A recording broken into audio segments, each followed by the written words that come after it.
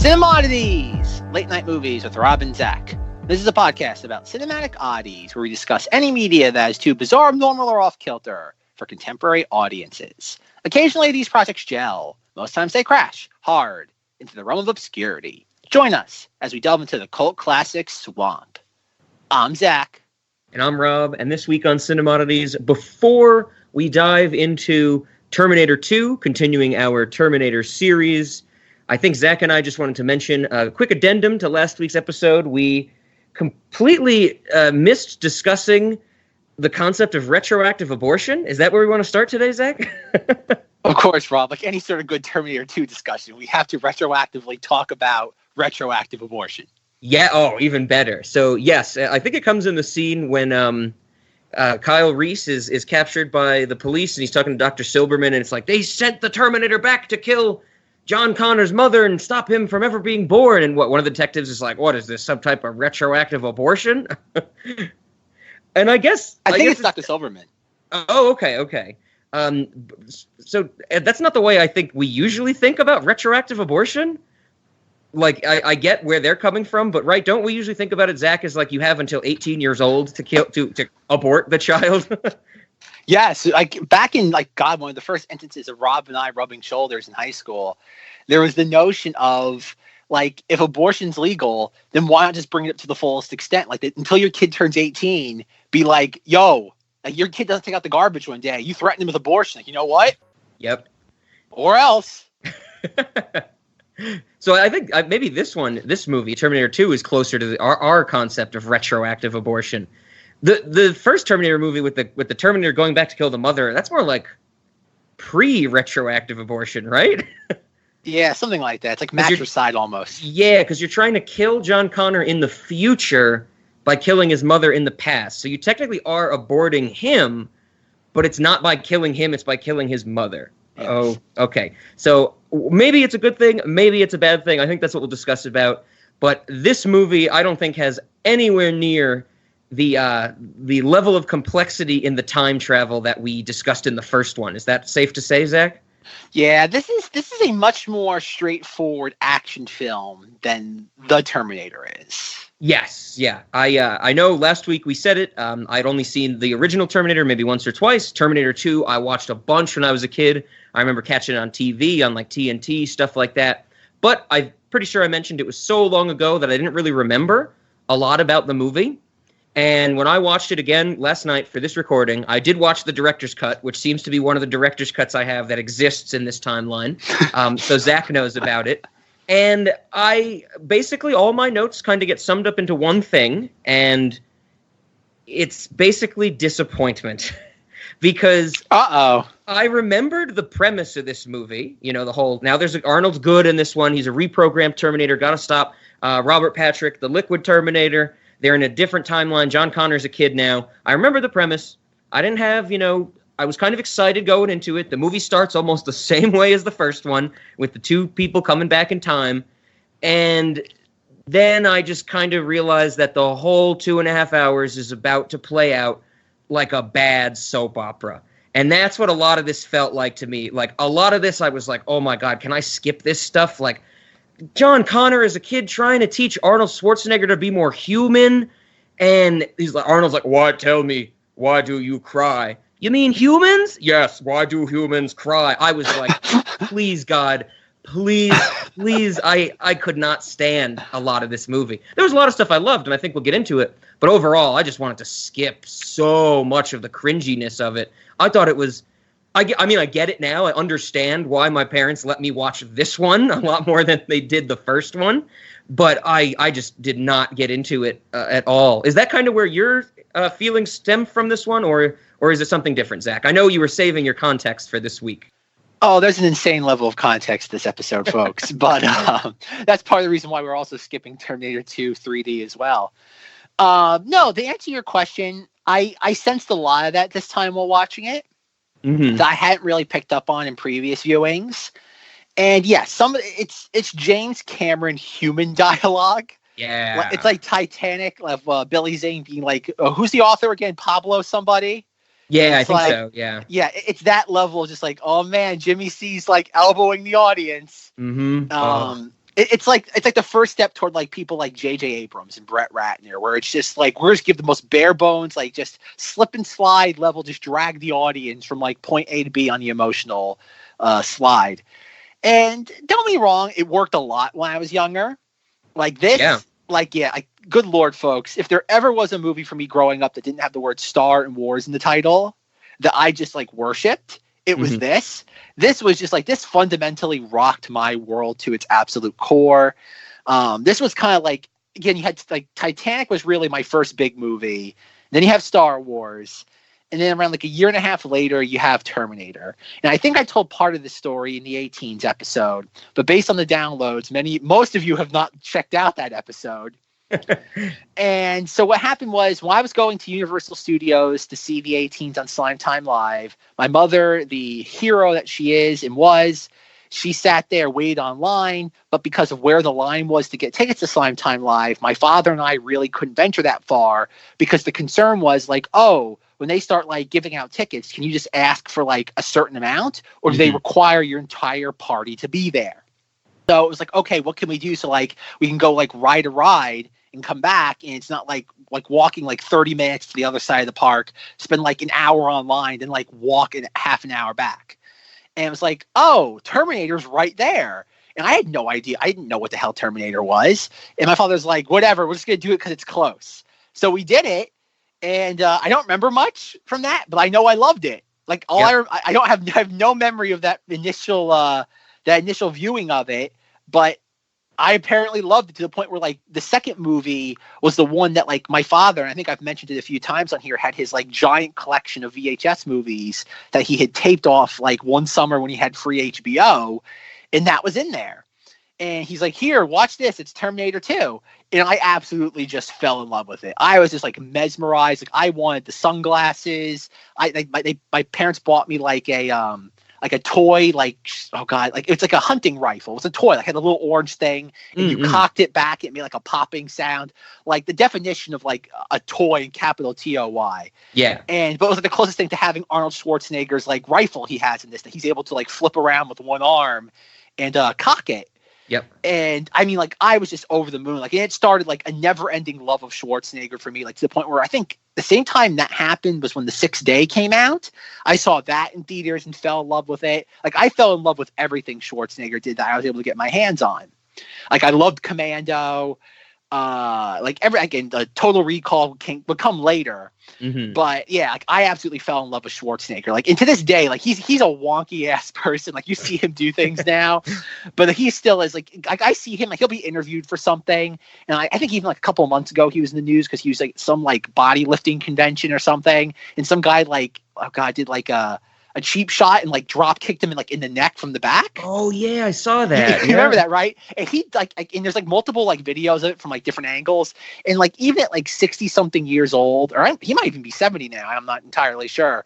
Like he takes it like a champ. Like he gets like drop kicked, like sucker kicked to the back of the neck, and it's like nothing. He just slightly just like leans forward and that's it. Yeah, like I remember when I saw the video. It's like I don't think I only saw one angle, but the guy like drop kicks him, and the dude goes down because he did this kick.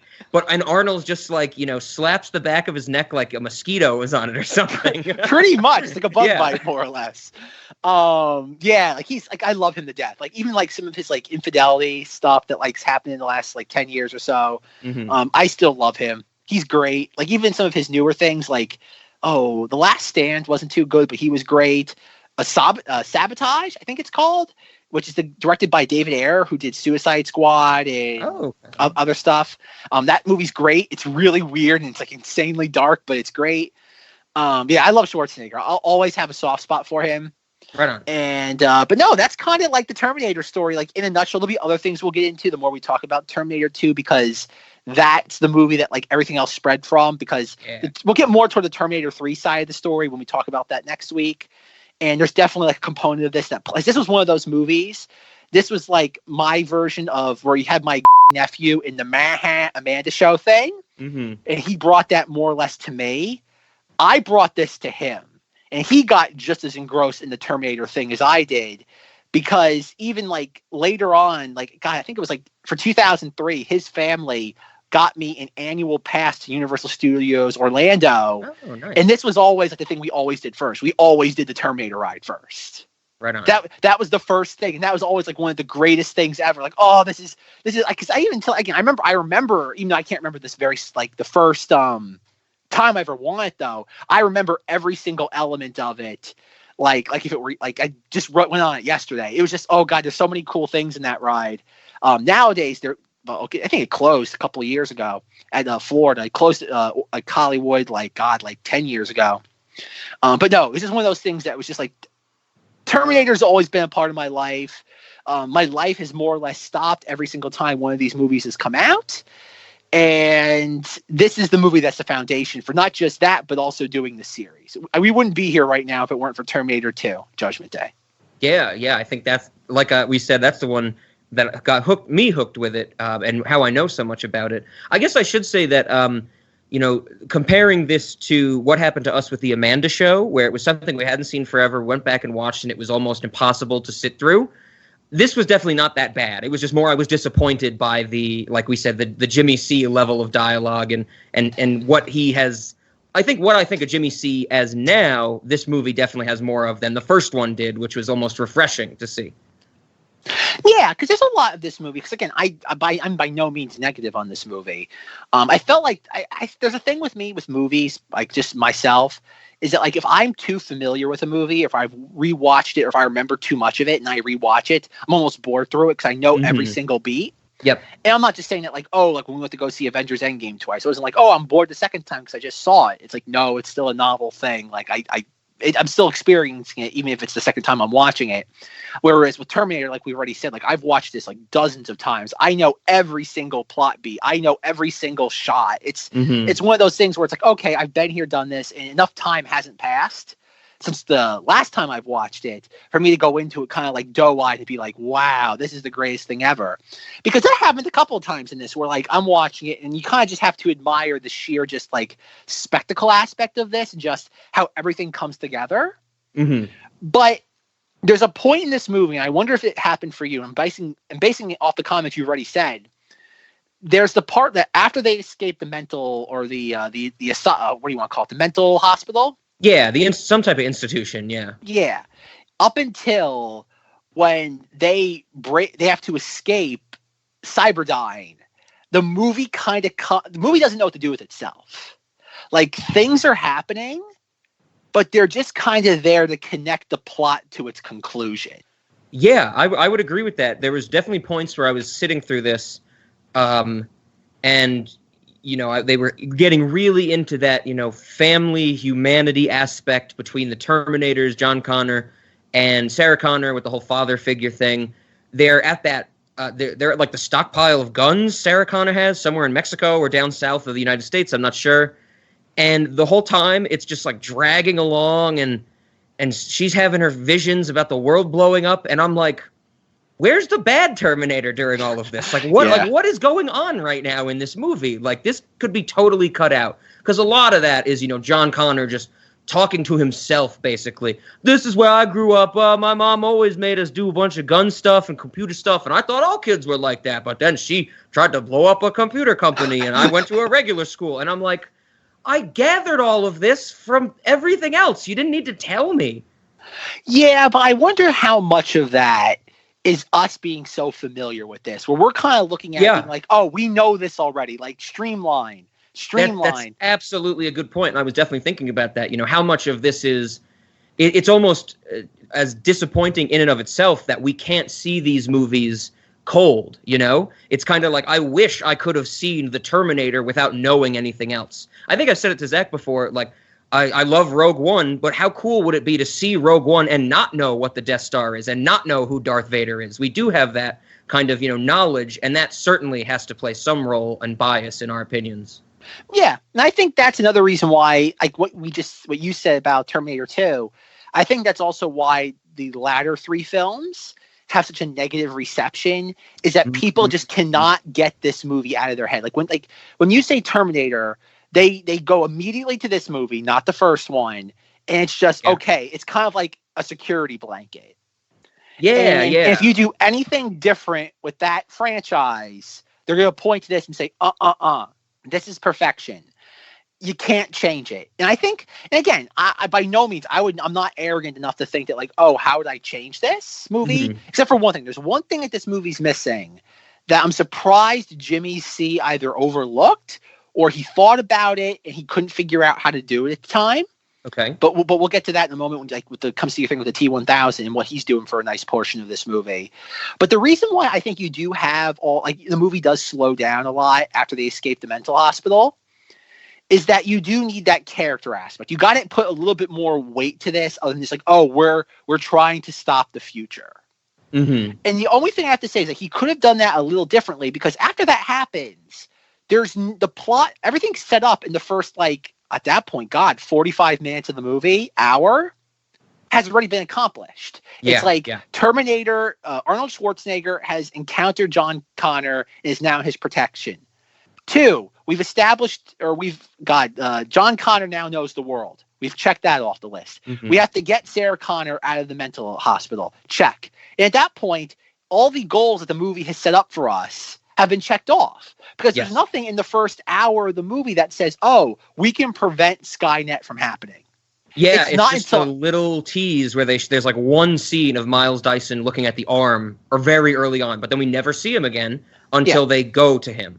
Yeah, and not even that, though. Like, that's there for the audience. That's not there for the characters. Definitely. Like, there should be a scene very early on in this. And, like, yes, they did establish that she did try blowing up Cyberdyne. Like, that's why she's there. And John Connor says it, though. But there need to be something there. Like, maybe, I don't want to say a flashback, or maybe the day that she gets arrested, or something like that. Being like, John, like, this is it's like, we have to stop. Like, something to kind of be like, this is the overall point. Like of the franchise now. It's like we have to stop Skynet, which is basically the rest of the movies. Yeah. The third one's about that. The fourth one's about that. The fifth one's about that. And I would imagine the sixth one's about that to some capacity as well. Okay. It's funny. The first movie, like we said last week, and how you really had the insight of, the first movie isn't about beating Cyberdyne or Skynet. It's about giving an opening. It's about an opening, and that's it. Yeah, creating hope. Creating hope for being able to not just prevent this, but to stop it after it's already happened, or mitigate the damage as best as possible after world annihilation. Yes, they had to stop the pre-retroactive abortion so they could retroactively abort this machines in Skynet. There we go. That was the tagline on the box originally. And somebody at the studio said, Jimmy C, that's not going to work. We can't have 3 lines for a tagline. This is too many syllables, yeah. But the two things. One scene I just want to point out very specifically because you just highlighted it. We see Miles Dyson very early in the film, or rephrase that. Cyborg's dad. Cyborg Senior, Cyborg Senior. And we see him, and there's a shot of him like, there's a guy with a soda can and a lollipop. And every time I look at that scene now, I'm like, that is an insane amount of sugar. Drinking a soda and sucking on a lollipop at the exact same time. Like, that guy must have some sort of diabetes, or will get it if he doesn't already have it. But while that's happening, and him, like Miles Dyson and him are just spouting expository dialogue at each other. They're walking through Miles Dyson is like walking through the complex. And after Miles Dyson walks away from him, he goes to like open up the chamber where they keep the arm in the processor chip. Mm-hmm. And there's a point before he gets to like the door that has to be unlocked with both keys, where he walks through a door and he holds the door open for the camera operator. I'm so glad you noticed that, because I picked up on that. I was like, why is he holding the door open? I've never noticed before. Like I said, I've seen this movie dozens of times. And I'm like, why is this happening? Like Jimmy C, you have gone down to the Titanic. You've gone down to the lowest part of the earth and the oceans. You couldn't get someone to tie fishing line to a door to hold it open afterwards? Exactly. I'm like, with all this technology? That stood out to me so much. And it was weird to see it in here, because it's like a lot of the other movies where I noticed that, I always feel like I notice it and I'm like, maybe that was intentional because of the way the movie is. Like, I'm thinking of, there's one scene in Freddy Got Fingered where like Rip Torn walks toward the camera and you can see him get out of the way and like walk around the cameraman as he's exiting the scene. But it's like, who knows if that was just intentional on either Tom Green or Rip Torn's part. But I'm with you. Like, this there's no way this could be intentional. This was just some weird Like, what made this the best take and had to be the one that was used? And considering that, like, this is Jimmy C. He's the HMFIC. Yeah. Everything is methodically planned out. So the fact that, like, they had to do that take so many times. There wasn't one take where they were like, maybe we should put, like, a spring mechanism that holds the door open. Yeah, or just have a door, or crazy. just have a door that just stays open once you open it. Yep. Like, come on, Jimmy. I remember, like, when he was, like, promoting Avatar, like, God, 10 years ago, he was on some, like, morning talk show, and he's like, oh, like, they asked him a question, like, oh, how are you going to, like, deal with the fans now that, like scrutinize, like, every detail? He's like, yeah, if there's, like, that one fan that, like, after they've seen the film, like, 30 times, they're like, oh, that one blade of grass only has 4 points on it as opposed to, like, 3. That's the sort of criticism that, like, I can handle. And I'm like, God damn it, Jimmy C. That's like a computer technician that didn't do their job right. Yep. This was a shot. Like, somebody had to plan this. Like, blades of grass are one thing. This was like a physical set that somebody had to build and they had to get your seal of approval on. It's like, God damn you, Jimmy C. Jimmy C's daughter, if you're out there, tell him we're ashamed of him. Like, number 1 is Avatar. We still haven't forgiven him for that. Never. And 2, after that, we have the door from Terminator 2. Yeah. But yeah, that scene brought me out of the movie to the point where I'm like, well, just, you know what? Might as well just throw the disc out the window now. I'll never be able to unsee that. Yeah. I'm glad you picked it up. I was going to mention that as well. But yeah, that was something else when I saw it. Yeah. Like I said, if it was any other filmmaker, you wouldn't mind. Because it's like, who cares? But it's Jimmy goddamn C. Yep. He's a person that just berates actors, like berates everybody on set. And he couldn't see past. Like, I love to know, maybe if there's like a set designer or fabricator that's like, haha, I finally got him after all those years. Like, snuck one by him. Like, there's going to be an obituary one day in Hollywood being like, I'm the guy that screwed over Jimmy C in Terminator 2. We can only hope. It's somebody's like grand scheme they've been planning for how many years. Like, there's some like set designer that like worked on Terminator that Jimmy C berated. And it's like, I'll get him back. I'll get you back one day, Jimmy C. Yeah, his epitaph is just says Terminator 2, and then it's a timestamp for that little bit of the movie. Oh boy, but no, getting back to the whole thing about like where the T-1000 goes for a nice portion of this movie, because like he disappears, and next thing we know, he has a motorcycle. Yes, that's what happens. He disappears for like a half an hour, and it's like, oh, he went into like a car dealership and bought a motorcycle, or he looted the police supply lot, and. Like, because I was looking at that final battle between Arnold Schwarzenegger and the T-1000, and when you think about it, the T-1000 isn't really like, I know like a lot of like top like heroes and villains list, like you will see Robert Patrick's T-1000 listed. Mm-hmm. Yep. It's not listed like top like 30. It's usually like toward the higher end, like you're talking about like 70, 80, 90. Yeah. And I was looking at that. He does considering that he has a very lofty act to live up to with Arnold Schwarzenegger from the previous film. Mm-hmm. He does a great job. But the weird thing though is that like, he's really almost like a non-threat against Arnold, Linda Hamilton, and Edward Furlong. Because we see him kind of like he easily can dispose of people. Yeah. As he does like very easily, whether it be the step parents, the security guard in the mental hospital, all those other, like, he can deal with them pretty easily.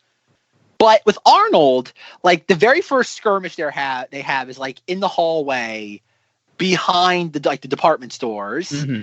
And all he does is he throws Arnold through through a wall and then a window. Yeah. And then, like, in the mental hospital, Arnold's able to repel him pretty easily. Yeah, they have no issue getting away from him type of thing. It's only till the end, that final battle, where, you know, the T-1000 has, like, the I-beam or whatever, and he's slamming it into Arnold's head type of thing, where it's like, oh, finally, you know, something's being done that's damaging. It's not just someone's getting thrown somewhere. Yeah, and I think that's, like, whereas with the first Terminator, that works, because, like, oh, all the characters are human. Mm-hmm. It's like, oh, the bad guy has an insane advantage, and the heroes are at a massive disadvantage, because they're fighting something that they really don't know, and the one guy who does know is severely under-equipped to handle it. And it's like, okay, great.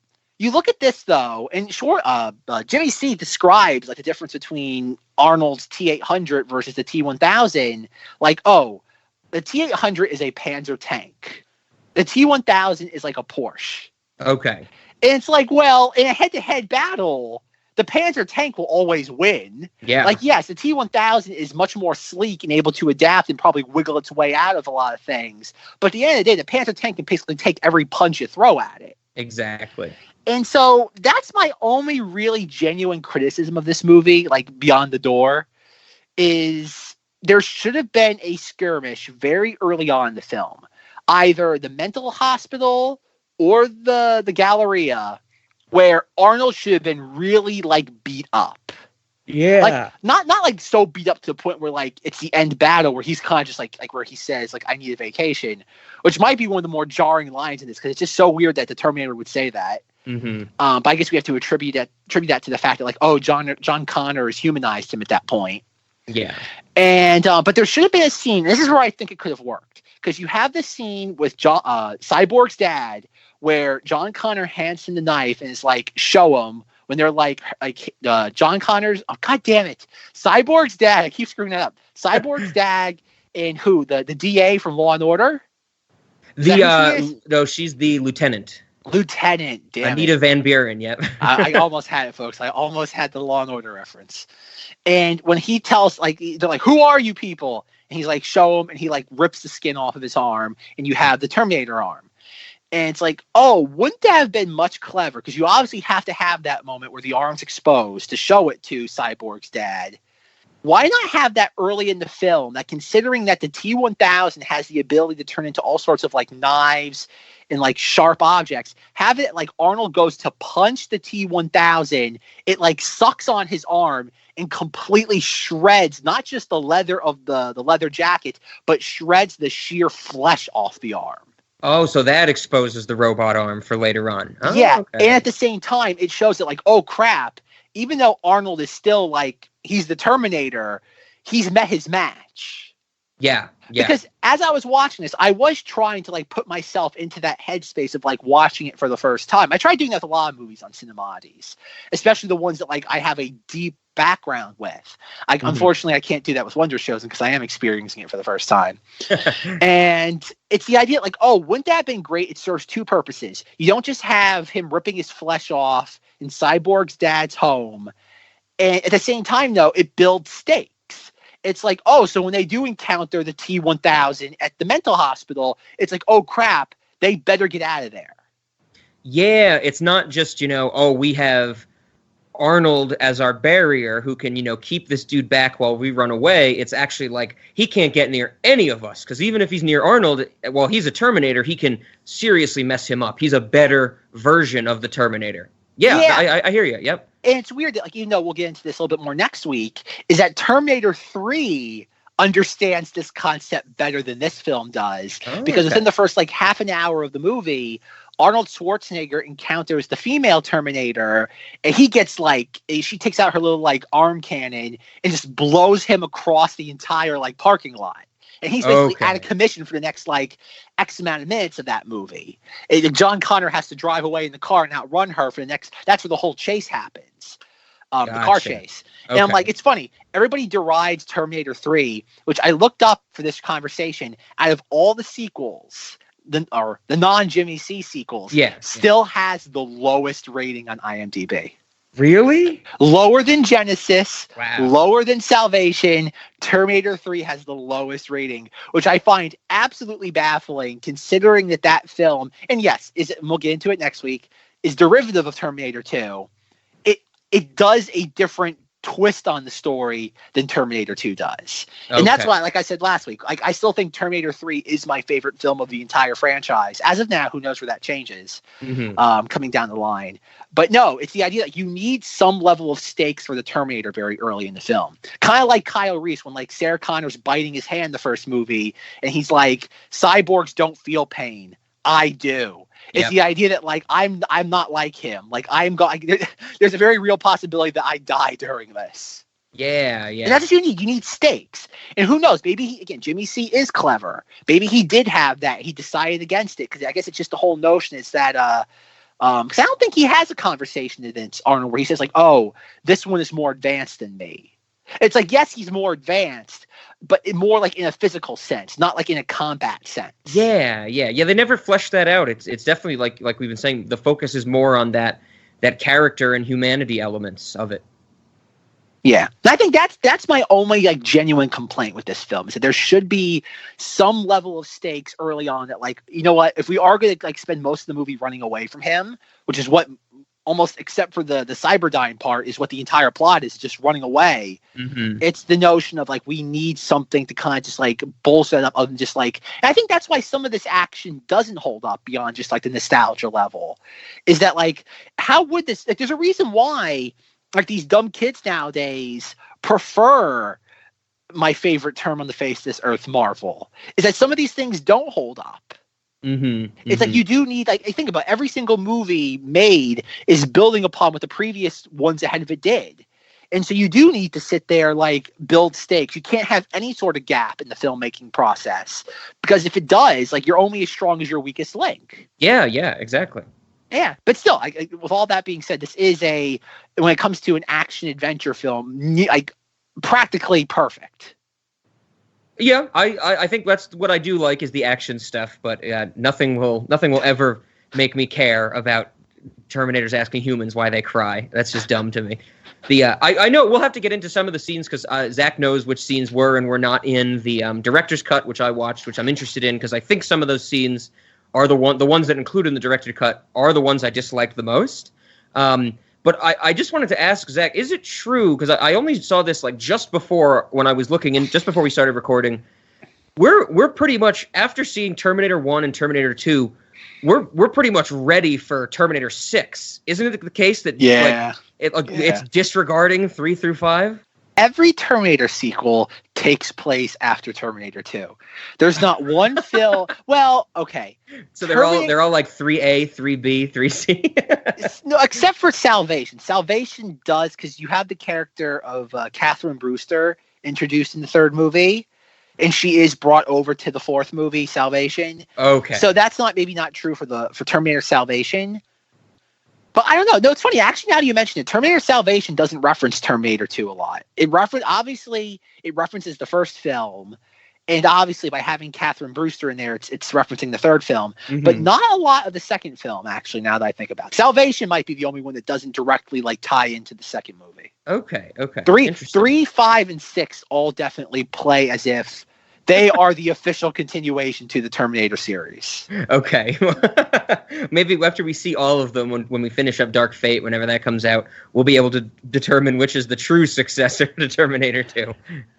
You know what the sad thing is? It's I would imagine we're going to lean toward Terminator 3. Okay. Because 5, I don't think anybody's favorite Terminator film is 5. And based on what we're hearing about 6, Lord help us. Oh boy! All right. So, where did you want to go from here, Zack? Do you want to delve into the special edition that you had to watch? Yeah, sure. One scene definitely stood out to me, and I think I told Zack that I looked into it. It was only in the director's cut, and it's when we get a kind of a dream sequence or a hallucination. Sarah Connor sees Kyle Reese while she's in the institution. And Kyle Reese basically explains the entire plot to her. And so I was watching this, and I'm like, what the fuck is this? Like, I understood everything that he was telling me, like, prior to him telling me this. Because I think there's even, before that scene happens, there's Arnold already finds John Connor, and you start to get the sense that there's one's a protector, one's someone who's trying to harm him. And there's all this weird, like Kyle Reese disappears, and Sarah Connor like does slow motion running after him. Mm-hmm. I was like, skip this, please, this. So that was the only one that I it was so weird and so jarring to me that, like, even from the tone of this movie, that I was just like, this is definitely not in the theatrical cut, and it wasn't. The other ones I didn't remember, so I didn't. I'm thinking they're in the director's cut, but I'm not sure. That's why I wanted to ask Zack. One that stood out to me was near the end, where the T-1000, like, he reforms from the liquid nitrogen. Baby. Yeah, he reforms from that, and then everything he starts touching, he, like, starts turning into, and he can't control, like, his morphing powers. Was that in the theatrical cut of the movie? Okay, this is the thing about that, and I'm gonna answer Rob's question and get into my insane level of context around this as well. Okay, good, because these scenes, I was like, what the hell is the point of this? Okay, what happened was going back to your thing about the T-1000. It was, I think that sequence, I'm pretty sure in the theatrical cut or the non-special edition, whatever you want to call it. Yeah. At the end, when John Connor like hears his mother calling out for him, he hears the voice of Sarah Connor, and it's like, John, help me, John, help me. And then like another Sarah Connor appears behind that one, and he goes, shoot. And again, she blows right blood through the T-1000, imitating her. I think in the theatrical cut there is she comes out. The real Sarah Connor goes, "Get out of the way, John!" And he looks down and he sees that the feet have melded into the floor. Yeah, yeah. And that's the only like hint of it in the theatrical cut. And I remember when I was younger, being like, again, it's cool. It's an easy tell, obviously. Yeah. When you see your mother and her feet are melted into the floor, clearly it's not her. But it's like Sky Daly in Freaked when she has the hideous feet. That's how you tell her apart from Randy Quaid, Scuggs. What a story, and what an ending. Elijah transformed by the goop, and he actually looked like... Exactly like you, Sky, I swear. Same face, same outfit, except he had these really big, hideous feet. I'm gonna drink your blood.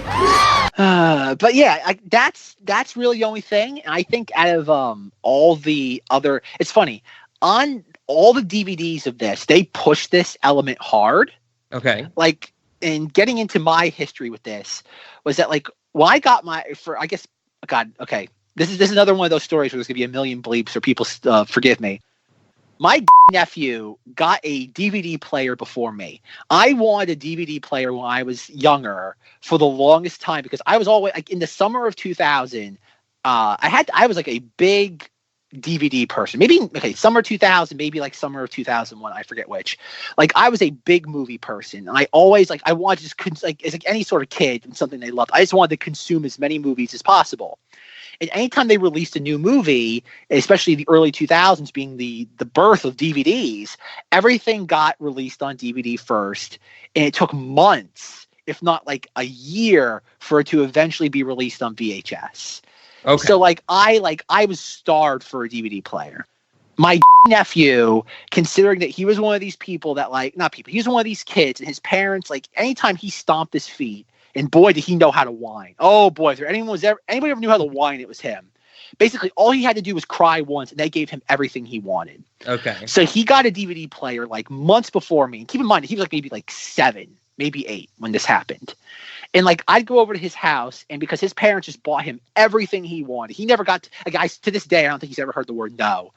And he had like all these DVDs. I remember the first time I ever saw what like chapters were on a DVD, and my mind was blown. I'm like, oh my God, you don't have to like rewind. Like you can, I think about like, I know we talked about it a couple of times on here when it comes to like tangible media. Like if you wanted to go to a specific part of something, whether it be a record, cassette, VHS tape, you had to constantly keep fiddling with it until you got to the specific point that you wanted. There wasn't like this digital thing now where you can go to like a specific part on a moment's notice. So I remember when he had like The Mummy Returns on DVD, and I'm like, oh, I really want to see that part. He just pushed a button, it was there. And my mind was like, oh my God, what the hell is this? And because he always, and part of his thing too with me, I think I've mentioned it before on previous episodes, that like he always had to outdo me. He always had to beat me.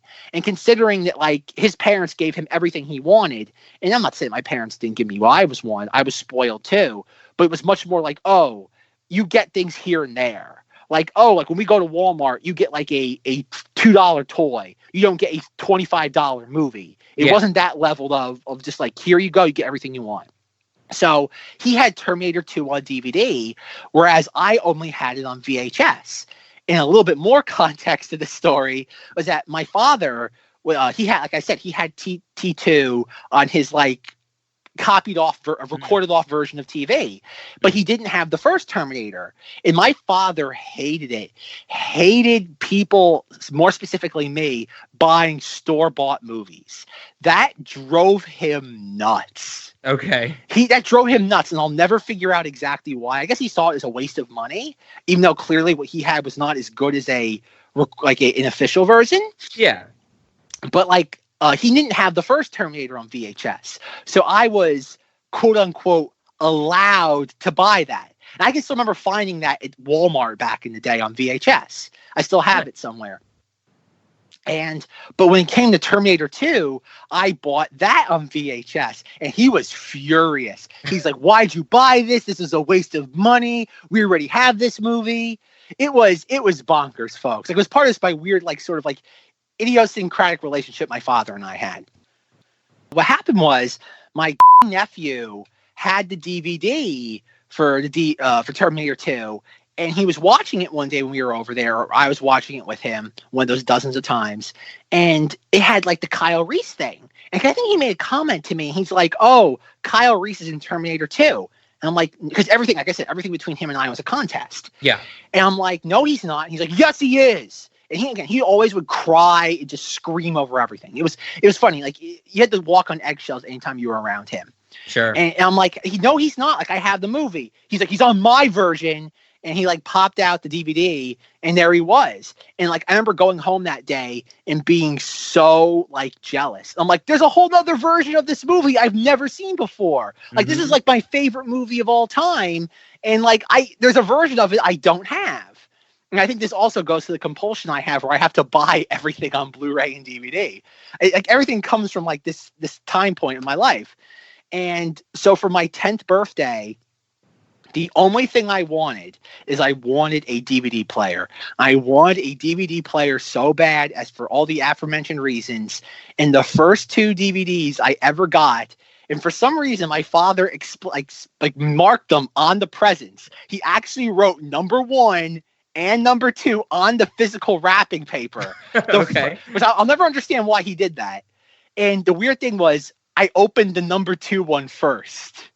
And he got so mad at that for some reason, because his entire plan of me opening the first one didn't work out. Again, I don't know who marks birthday presents with numbers to either open them. I don't think it's ever been done before. But I opened the number 2 one first, and it was Terminator 2. Nice. It was the DVD. And I was just I was ecstatic.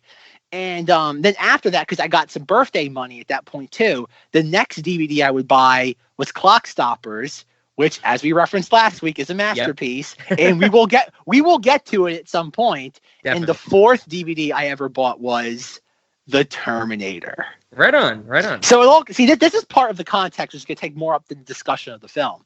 I'm so narcissistic, I'm going to make that the episode. It's just a nostalgia road trip. So I always wanted to see the special edition of Terminator. It was just one of those things I have to see this. Yeah. And it's funny, on in preparation for this recording, I guess I should point out I have my dad's bootleg of Terminator 2, the store-bought VHS copy, the birthday copy of Terminator 2 on DVD. Then I had to buy another copy on DVD because the movie stopped working on DVD. So I had to buy another copy on DVD, and then a few years later, I had to buy another copy on Blu-ray because, of course, I needed it on Blu-ray. Yep. So I have 5 copies of this movie, but in preparation for this, I went back and broke out the DVDs that in their bonus features, and it's weird. On the DVD, it describes this version of the movie as Terminator 2 more than meets the eye. Okay. Which is really weird considering that was the official tagline of Transformers. Oh. And I'm amazed that nobody ever got sued. Yeah, that's a good point.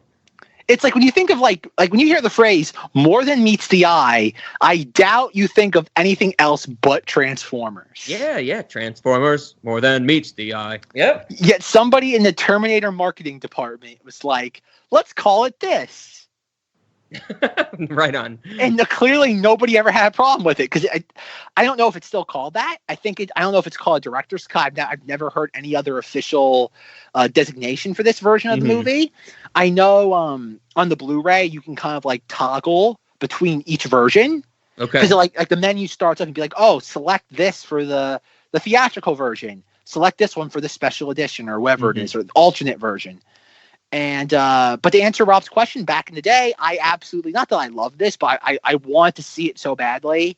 And now I more or less, outside of the T-1000 scene of him like at the very end where he starts like blending into the like the arm railing. Yeah. And he starts like blending, like he starts to go on the fritz. I really don't like anything else. Like, that's why I told Rob's like, what version of this should I watch? And I'm like, I don't care as long as I don't have to watch a director's cut because it's awful. Because I tried watching it a couple of times and like it just slows the movie down so badly. Again, the Kyle Reese thing, it's nice seeing Michael Biehn back. It serves no purpose in the movie. It makes Sarah Connor look so weak. It gives her absolutely no motivation going into the movie. It's like, oh, she tried blowing up a building, but now that's failed. She's just given up. Yeah. And it's like, no, that's not Sarah Connor. And then, like, the only thing I do have to say is that I do love the scene with Arnold Schwarzenegger, and he gives like the shit-eating grin. Oh, and he's like, John Connor's like, you have to smile, that type of thing. Yeah, like that. Yeah. That one moment, because again, Jimmy C is the king of dragging in the dummies in the audience. Sure. And that sort of moment works. Like in the context of the movie, and it's not too jarring because think about this: he's told to smile. He sees a guy. He scientifically analyzes what a smile means, like how you like the muscles would contort for that, and he tries to emulate it without any context of the emotion behind it. And it's like, oh, it works as one scene.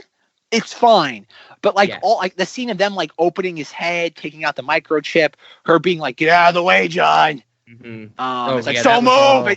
It's just her screaming, and it's like we need a mom. Get out of the way, John. Yeah, and in his very little kid annoying voice, he's like, "You're always telling me I'm gonna be a great military leader, so you should listen to me now." And she's like, "I guess this kid's right." My 10-year-old kid is the future military leader right now. Yeah. Now that's those sort of scenes, like, no, you can keep them. It's funny, there's a bunch of other deleted scenes in this movie that are deleted scenes that aren't in the final product. Okay. Did you have to see the scene with God damn it, Cyborg's dad and the lieutenant from Law and Order, and she's like, "Are we going to the beach today?" Did you see that scene? Oh yeah, that was in there. And she's like, why do you even have a family? Your whole life is in there. And she points at the computers and stuff. It's a neural net processor. It thinks and learns like we do. It's superconducting at room temperature. Other computers are just pocket calculators by comparison. But why is that so goddamn important, Miles? I really need to know, because sometimes I feel like I'm going crazy here. Baby, I am this close. Come here. Imagine a jet airliner with a pilot that never gets tired, never makes mistakes, never shows up to work with a hangover. Meet the pilot. Why did we get married, Miles? Why did we have these children? You don't need us. Your heart and your mind are in here. But it doesn't love you like we do. Yeah, that's a groaner. Oh, definitely. The majority of that scene, when it played out, was me writing the notes down about S. Epitha Merkerson in this movie. I was just like, skip this. Let me write some Law and Order down. Yeah, that's a painful sequence. Yeah, and that's exactly. I hear you completely. And then he at the end of it or something, he's just like, I guess you're right, and he just turns his computer monitor off, and it's like, okay. But then the next time we see him, when Linda Hamilton goes to, my favorite line in the movie, when Linda Hamilton goes to blow him away, Dyson.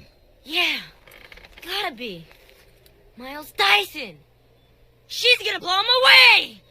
Come on, let's go. Come on, let's go. Come on. that he's just back working. Yeah. While his family's like eating dinner or some shit or going to bed. And I'm like, well, then the whole previous scene was useless. The Miles Dyson thing, I don't want to say he got writer's block, but there's it feels like he originally had in mind something else that happened between escaping the mental hospital to the final confrontation climax of the film. Mm-hmm. He had something else in mind there and didn't know what to do with it. Yeah, I could see that for sure. Because because as I was watching this, I was thinking like, oh, Dr. Silberman is interviewing her very early, or we're seeing the tape recording of a previous not interview, but like whatever you want to call it, doctor's visit between Sarah Connor and Dr. Silberman. Yeah, some type of evaluation. Yeah. Yeah, evaluation. Thank you. And it's like, wait, how can they claim she's insane? There's like a robot arm sticking out of a mechanism, and there's a squished skull and a compressor. Yeah. I'm like, how can you call her insane? Like, I get, like, if she tries blowing up, like, a business, yeah, she should probably be locked up for that. Mm-hmm. But you can't call her insane. And then, like, oh, like, there's a couple of things of dialogue about, like, oh, like, you don't, I think Dr. Silverman even says, it's like one line of dialogue, oh, so you don't think they're covering it up anymore? And I'm like, oh, so that's how they're explaining it.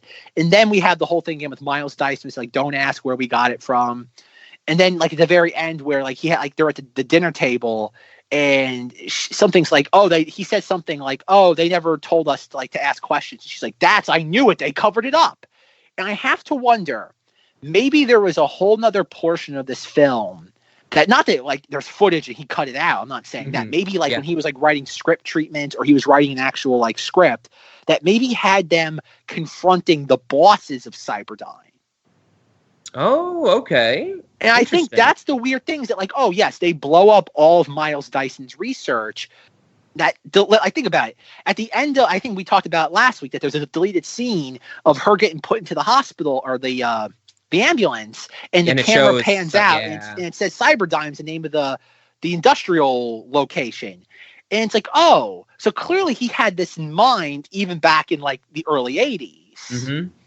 And those same people, like, it doesn't say Miles Dyson was there. He's the one that pulled the metal arm out of the thing. And think of all the different medical technicians that clearly saw this. They had to get her out of there. Somebody had to get her out of there.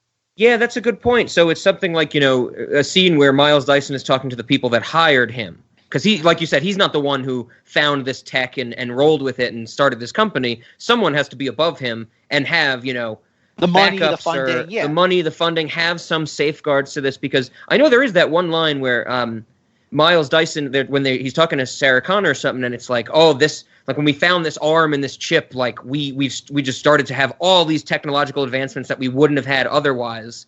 And that's just like immediately, okay, somebody else has to know about this and is protecting it in some way.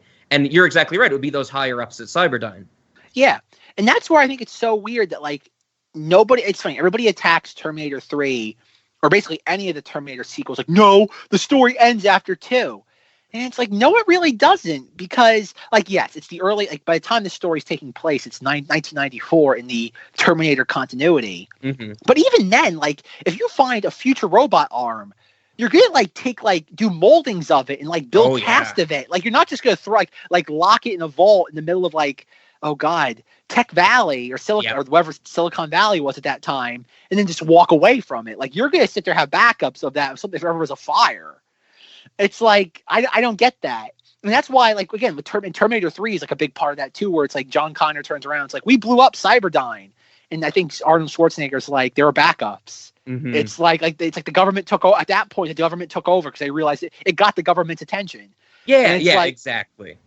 And they picked up where the other ones left off. Like, think about it. They blew up the research, though, but you still have all those engineers. It's not like all their thought process got destroyed as well. Yep, 100%. That's why I think it's so weird that, like, not just, like, again, I'm not attacking Jimmy C, because he was making a movie. Like, it's not like nowadays, like, where you make Avengers Endgame, you have to think, like, 30 movies out. I'm not saying that at all. But to the nerds out there that are just so unforgiving of any sort of continuation in the saga, it's like there is. I think, and even, like, again, I watched all the bonus features in preparation for this, and I know a lot of the nerds, like, point to the thing that's like, oh, no fate but what we create for ourselves. And Jimmy C even says in, like, one of the behind the scenes interview, he's like, yeah, if you're proactive, you can stop Skynet and Cyberdyne, but like, if you're not always proactive, it can always go the other way. Exactly. Like, and he even says the future is always, like, liquid. Like, there's no set future. That's the whole thing, is that for the same reason why you can stop Skynet doesn't mean that something can't happen and puts them right back into the timeline. Yep, 100%. Yeah. And yet, like I said, there's all these stupid nerds out there that just refuse to accept that. It's like, no, they stopped Cyberdyne. And it's like, no, it's kind of like we talked about, like, last week with, like, things. It's like, none of this will ever stop.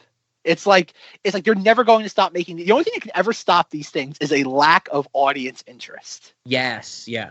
The story, I think with this or any franchise, once something is going to be able to haul in money, like Terminator does, or like we said, any franchise, any series, the story's always going to be written like you're trying to fit a carpet that's too big for a room. As soon as you push one corner down, the other corners pop up. There will always be somewhere for them to go.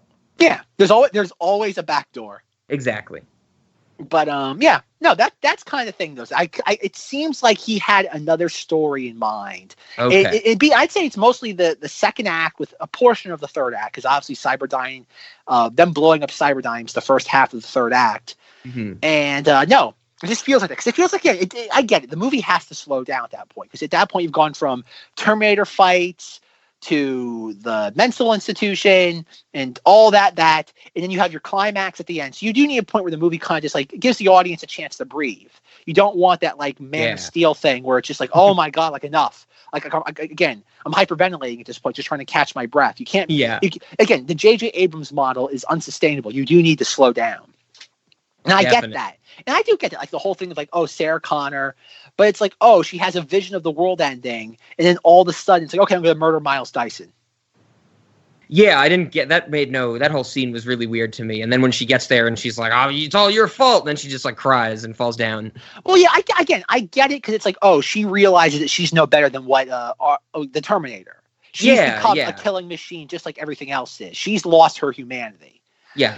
I get that, but it was like that being the connective tissue for her to realize that. It was very much, I think, like we've been saying, it's just like, oh, we needed some way to connect this, get this Miles Dyson into the plot type of thing. Yeah, which is, again, I get it, because you do need. I don't know why he felt it was necessary to have him go in there. Why they can't just go into Skynet and blow up the building? Yeah. I guess it's the whole idea, like, oh, there'd be security procedures. Or maybe, because again, I can't think, you have the Terminator. Why can't they? I think about Miles Dyson pretty early gets neutered because his security card stops working. Mm-hmm. Exactly. So why do you, and plus it's not even like they get him into he gets them into the building. Yeah. Even that would make sense. We're like, oh, they get him into the building. One of the security guards like says, oh my God, that's the guy on the news from the mall, from the police shooting 10 years ago. Like that, at least I would get though. But like they have to use force to even get past the front desk. Literally. Yeah. Yep. And it's like, why do you need Miles Dyson? Like, it even makes sense that, like you even hinted at, like, oh, like, you have the thing with his kids. Like, the lieutenant from Law & Order comes in. It's like, oh, you got to stop being a workaholic, Miles Dyson. Then you have, like, Sarah Connor, like is about to shoot him. Then we see this thing, because even, like, later in that scene at the dinner table, where he starts getting excited again, he's like, it was showing us things we've never seen before, things that we never even thought were possible. Mm-hmm. And he starts to get excited until Sarah Connor glares at him, and he kind of just, like, sinks a little bit. Yeah. It would make it be a little bit more interesting that maybe in the final battle, in the Cyberdyne battle, that he escapes. Oh, maybe he does have this thirst for technical. Not to say that it was like a human king behind Skynet. I'm not saying that, but maybe he is this kind of like I don't want to say malevolent force, but just this kind of like megalomaniacal force. That's the correct term. I think that would have been way cooler. Yeah, that's what I mean, though. But I think again. Did Jimmy C have that in mind? Maybe. And he had to, like, again, I'd love to see how many different drafts of this that he had for this movie. But that's what I mean, though. And that'd be a great kind of, like, juxtaposition of Sarah Connor, where, like, you got both of these kind of, like, this, like, huge, like, personas, and one learns how to kind of, like, pull back from it and not lose sense of their humanity, whereas the other one just delves full-fledged into, like, I know what my creation's going to do, and I'm going to do it anyway. Yeah. And it's weird. Yeah. And it's weird that because Miles Dyson is in Terminator Genesis. Oh, is he really? Yeah. Oh my God. Yeah. And his son, not Cyborg, is also in it. It's weird. Terminator. When we get to Terminator Genesis, there's gonna be a lot of head scratching here. Okay. But yeah, no, like that, and that's what it turns into. Is that the Dyson family in Genesis turns into, like, I don't want to say a complete megalomaniacal family, because they don't know what they're doing, in the sense of, like, they don't know what the future entails. Mm-hmm. But it's the notion of, like, that would have been a little bit more compelling. But at the same time, though, like, Jimmy C does not make compelling narratives. Like, let me rephrase that. Complex narratives. Yep. He keeps it simple, which obviously we cannot argue with considering his track record. Definitely. But it's just not what we're always looking for. Yeah. Yeah. But no, I can't argue. Like Arnold Schwarzenegger is fabulous in this. He's able to, like we said last week, he's able to reinvent one of the greatest villains of all time into one of the greatest heroes of all time, which is a feat to this day has never been duplicated. Yeah, yeah. And that's what I think is interesting. It's like, or I find fascinating. It's like that even though we point to it a lot, we never really analyze the notion of taking one of the greatest villains and transforming him into a hero for the ages. Yeah, that's definitely a big part of this movie. I'm thinking about the Miles Dyson thing now that you brought up, and that would have been really interesting and it's almost, I'm agreeing with you in the fact that maybe there was something else there, because I felt on this rewatch that the way that Miles Dyson dies, I guess, who knows if he really dies, if he's coming back, whatever. But like they set him up so that he's like just holding the weight or the power drill like right above the trigger or the detonator. and like the cops go to him, and the cops are right next to him basically, and he's like, I don't know how much longer I can hold this. And I love what Joe Morton's doing. He's doing the like the death grunts, like drawn out, like it's he's really hyperventilating, good. But the thing that I think of is like the cop is within, like the cop can touch Miles Dyson, just push his arm to the right. Like the only thing that's gonna make the bomb go on if his arm falls. So push his arm a little bit away from the detonator, and it wouldn't go off. Like I get that Miles Dyson is like, he says, I don't know how much longer I can hold it, because I don't think he wants the police to die. He just wants the research to get blown up. But it's just it's so stupid to me, because I'm just like, it's like one tap and the building doesn't blow up, but they just let it blow up. I'm sure there's police and SWAT team and bomb squad protocol where they have to leave the building or something. But I was just looking at that and I'm like, just one finger, like one little push, and nothing blows up. Maybe there was something there. Yeah. I've always wondered about that specific sequence. And like you said, yes, it seems like how it is. But if you look at earlier in the film, when he asks and he goes, how are we going to detonate all this? And Schwarzenegger hands him the detonator. He's like, with remote. And I think that's a problem either with editing or framing of that particular shot or sequence. Okay. Because you're right. They didn't block it right, so we can't see. Or there's something in there that we can't see that probably adds the depth of why it would be more difficult to stop it. Sure. Exactly. Because he shows him the detonator, and I think what it's supposed to be is the detonator, and maybe it's one of those things that didn't work like with test audiences, or something that was done for a pickup to make it more to communicate it much easier to the dummies in the audience. Because think about it, like how many people understand the notion of like a dead man switch? Yeah, true. And that's the thing, though, is like, how do you show that, like, oh, the moment he lets go of it, that like, oh, it's going to blow up? How do you communicate that visually? Because if he's, I think, let's take out the little like switch that his hand's just hovering above. Because like you said, even if he didn't want to blow that up, like he's about to die, and I would imagine that his thing is not to die. It's the whole idea of, I don't know, because he doesn't go in there with a suicide, like a death wish. Yeah, he goes in there just to help him blow the stuff up. Yeah. Yeah. And that's the weird thing too, is that like the Miles Dyson thing doesn't make sense, because what he like, okay, and obviously this isn't the movie that it's intended to be, but let's just play within the logic of the movie for a second and be like, okay, Miles Dyson helps them into Cyberdyne. Let's say the security guard is really awful that day and lets them in. Sure. They go in, they set up all the bombs. Do they proceed to then evacuate the building of all security so they don't kill any like innocent security guards? Or do they just blow up the whole building, being like, bystanders be damned? I would think that they would try and do some evacuation, just in the logic of the movie with the whole John Connor, like, don't kill anybody motif. Okay, fine. And then what happens when the police and the FBI go in to investigate this, and they interview the security guard that was on duty? He was like, oh, you know the guy who's like our top engineer? I let him into the building that night, like hours before this happened. Yeah. So like, was Miles Dyson going to go on the run along with Arnold and the Connors and bring the whole Dyson family, where the entire family would be on the run? Oh, geez. Yeah, that's an interesting question. That's what I mean. It's Yeah. like, would that have happened where the Dysons would have been on the run? Because clearly he would have been pursued by the government, and if you would imagine they'd eventually track him down. Mm-hmm. Mm-hmm. And at that point, you would imagine that, like, okay, let's assume that happens. Like, would Arnold and the Connors still have to? Obviously, they still have to fate the T-1000.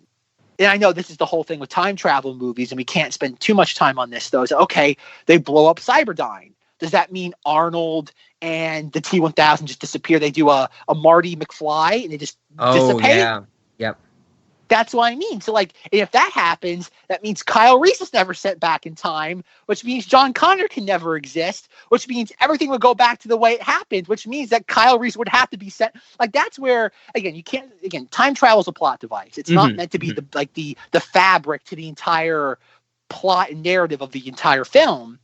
But it's the whole idea that, like, oh, none of this makes, like, that's the thing about, and not to bring this back to my favorite punching bag of all time, Avengers Endgame. Yeah. But like, time travel is such a horrible plot device. Yeah. Unless you're going to make it like blatantly simple, or you're willing to just like ignore it, like Back to the Future does. You should never use time travel as a plot device. Okay. Because the moment you introduce it into any narrative, it throws nothing ever has to make sense again. Because the moment you introduce it, you can just, anything that doesn't make sense, you can just attribute it to that and be like, doesn't matter, don't think about it. Exactly. Yeah. It's an easy out. Yep. Yeah, because that's, again, going back to the thing of Dyson, it's like, why do they need him? It's like the moment he gets into the building, he has no role. He doesn't get them in anywhere. He doesn't point them toward anything. Like, there's even one deleted scene, I'm not sure if you had it in your cut, where like Arnold has like an axe and he's like stabbing servers, and Miles Dyson goes up to him and he's like, hey, can I borrow that? Yeah, and that was in my version. that? And Miles Dyson's like, I've worked on this thing for years, and then fucking destroys it. And what it is, it's just a like large, model of the CPU chip. Yeah. It's a model. By destroying it, it has no impact. Like the bombs, like the whatever chemicals they have, they're going to incinerate that. I get it. It's supposed to be symbolic. I'm not attacking it on that level. Mm-hmm. But it's like, what are you doing? It's like all they should be doing is bringing in the canisters, putting them in strategic positions along the build, like that floor, so it just vaporizes everything. And that's it. Done and done. Yeah. And then that's the question too, is that like John Connor's like, oh, I can break open this lock where the other key is. And folks, I love this movie to death. I'm not attacking it. I'm attacking it because it's fun. It's just fun to use something as a punching bag. I love this movie to death. Go watch it. I think Rob would recommend, maybe not as a late night movie, but I think even Rob would recommend watching the theatrical cut of this, right? Oh, yeah. This is a hallmark of cinema, definitely. This gets our recommendation. Maybe not a late night movie recommendation, but it gets our just, you know what, on Sunday at 2 p.m. if it's on TNT or TBS, check it out. But Miles Dyson's like, oh, my key card might still work for this. It doesn't work. And John Connor goes, oh, I can do this. And I go, you have a Terminator. Have him rip the door off of it. That's exactly what I was thinking. I was like, he could definitely just pop this open, right? Exactly. And then you have the point where it's like he tries to get into like the floor where the door, like where the lab is. And he's like, oh, we have to abort. We have to leave. And Arnold's like, I can do this. And he takes out his grenade launcher. Yep. And I'm like, why are you using a grenade launcher? Like, you're going to be able, like, at one point in the movie, you're going to jump through a wall to save Sarah Connor. Yeah. Just jump through a wall. Exactly. Make a hole in the wall. It's like, none of this makes sense. Yeah. And that's what I was thinking. Like, Miles Dyson, the only thing he really does for them is tells John Connor that the keys have to be turned to the left simultaneously to open that safe. Yeah. And that's it. That's like all he informs them of. And even that would make sense, because even if they were at the house with Miles Dyson, they should have been like, we don't need you now. Like, go to the hills, like run away. Yeah, and he'd be like, no. Here's the key, John Connor. This is how you use the other key. This is where the other key is. Now go and do it. We're gonna run, and we'll meet up with you later, type of thing. Yeah, and they could have even had a scene in this where it'd been like, oh, you need my like biometric scan, like you need my fingerprint, you need my hand, or you need my voice. Not even voice. They could have Arnold Schwarzenegger do the voice. Mm-hmm. Even that would have made more sense. Be like Miles Dyson's like, oh, you need me to go with you because you need my voice identity. And then you have Arnold turn around, go, you need my voice identity, like doing the imitation of it. Like that would have been great. Definitely. You don't need Miles Dyson there. You do not need him. Yet for some reason, they felt compelled to have him there for no other reason than to die. Yep. Do you think it's all because John Connor earlier in the movie says the greatest line, Miles Dyson, oh crap, she's gonna blow him away. I have to say, I don't know, Zach would know better. I don't know if that's something that gets like quoted a lot, like Dyson. Yeah, gotta be. Miles Dyson. She's gonna blow him away. Come on, let's go. Come on, let's go. Come on. You know, we've had our Kal-El no and other like great lines, and these are the stables. You know, we've had all these weird line readings. Is this one that gets kind of known, or it was just me that I found this funny that I thought this was so like plastic? Well, I don't know about that particular line. I have not seen it memed anywhere, but to be fair, I don't have my finger pulled on the Terminator memes community. But I do know... You're not the moderator? No, unfortunately.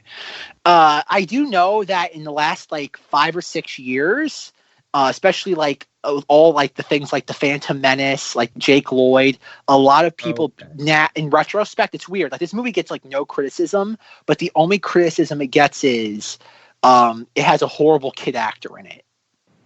Okay, I didn't think he was like terrible. There was just that line, a few other lines, and some of the faces he would make during the action scenes were pretty funny, but I didn't think he was horrendous. I've always thought like when it comes to like child performances in movies, I always thought like, you have Haley Joel Osment, you have Edward Furlong, and it was kind of like they were kind of like toward the top end of things. Not saying they're the best though, but like kind of like when it comes to super duper commercial filmmaking. Yeah. And it's weird that like I don't see it a lot, but I have seen a few places where people are like, oh, the movie's perfect except for the horrible kid acting. And I'm like, don't be wrong, he's a kid actor. Like you really can't attack him. He does a solid job. But like, yeah, that does exist. People do dislike this movie for that aspect of it. Okay. Interesting. Yeah, there was something about that line because the way the camera's shot, it's like they're John Connor and Arnold are just looking at like standing directly across from each other. And the camera's doing like this swooping thing to like show their conversation because I think they're trying to figure out like where Sarah Connor's going. And then he has the realization and it stops like right on the two of them. And he's like, Miles Dyson, she's going to blow him away. And then he's like, come on. And they both run off screen. And it was just so common. I laughed a lot at that. Like I said, some of the faces, like when John Connor's on the little motorbike and being chased by Robert Patrick. And, he's like in the aqueducts or whatever. And he's like making just the goofiest faces. And the camera shows him like full frontal. I laughed hysterically at the scene near the end where Arnold like just walks into a room. And I think one of the cops like shoots tear gas at the elevator. And Arnold does the I'll be back. Like, wait here, I'll be back reference to the first movie. And he like gets a bunch of bullets. He finally gets to the cops. And then just proceeds to shoot like 10 people's kneecaps out. And all of them are screaming in pain. And then he's like, I didn't kill anyone. And I'm like, this is probably worse than killing all these people. Like, some of these people will never walk again, most likely. No, it's funny. I remember, it's funny you mentioned that. Like, when I first, like, I don't know if it was the first time or one of the first few times I watched this movie with my father. And the thing he always found amusing was that if you shoot somebody, like, in the kneecap, it'll hurt. It hurts, but they're gonna be fine. Because even like when he's about to drive the giant like SWAT van into the lobby, a lot of them are getting up, and that's kind of okay. I buy that in the logic of the movie, but like the scenes when Arnold's like he shoots dudes in the kneecaps and the shins and they go down and he's like they'll live. It's like there's a very good track record of medical professionals getting those people to live, but You don't know if sepsis is going to happen. You don't know what diseases are going to occur. So I was like, that's irrelevant. I couldn't get past you couldn't. that. Okay.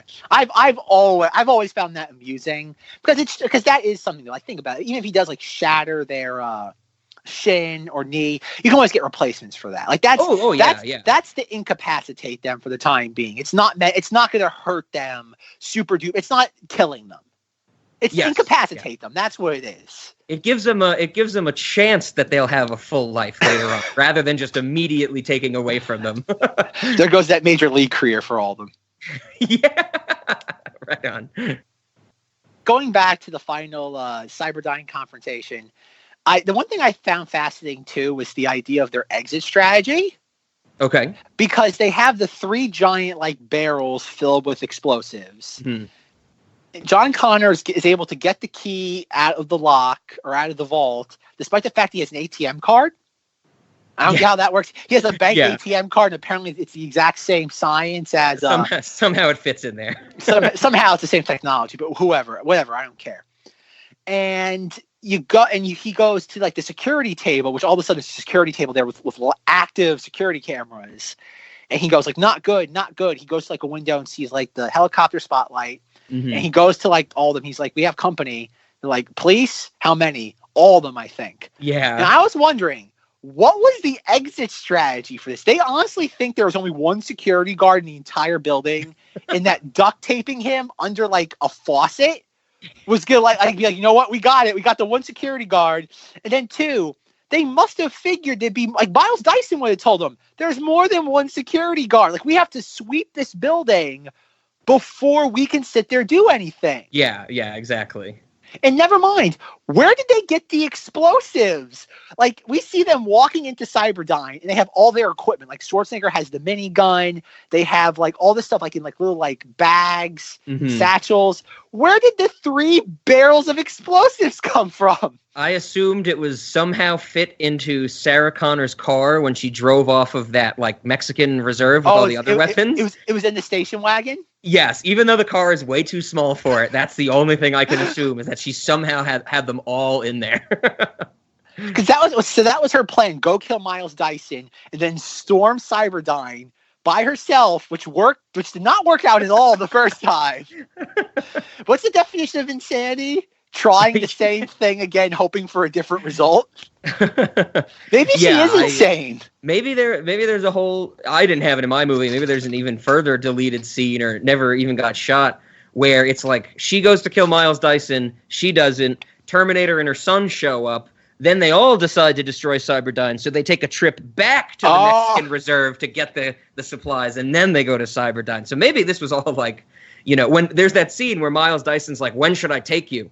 And he's like, oh, now? And they were like, no, we got to go get explosives first. So probably tomorrow night. Oh, my God. I find it, considering it's such a major plot point, is it the blowing up of the building? Yeah. That's just a weird thing. Like, in any other movie, that'd be its own, like, act of the film, is getting the materials to blow the movie up. Definitely. Yeah. And I get it. She was stockpiling things. I get it. But, like, to her to be driving around with those sort of chemicals, and they're in their main bucket, like, their giant, like, vats, too. Yeah, yep. Like, not easy to move. And she's, like, and the police are looking for her. And she's with a stolen car. And she's walking around with tons of weapons and 3 barrels of explosives. Like, I get it. Like, we don't have the same sort of, like, manhunting capabilities, like, then as we do now. Mm-hmm. But they would have pulled her over. Oh, yeah. And she had to cross the border. Like, she probably didn't go through the major, but she only found some, like, back way in and out. But still, Cyberdyne's the major. She took the car from Sicario 2 with the white woman and the baby. while carrying all 4 of the vats of chemicals. Oh my God. Like, this is one of those movies that, like, if it were any other movie, like, it's that weird sort of, like, thing I do with movies, being like how people treated Batman v Superman, and it just got, like, eviscerated on every single level. Like, that maybe there was not one member of the audience gave the suspension of disbelief to that movie. If we applied the Batman v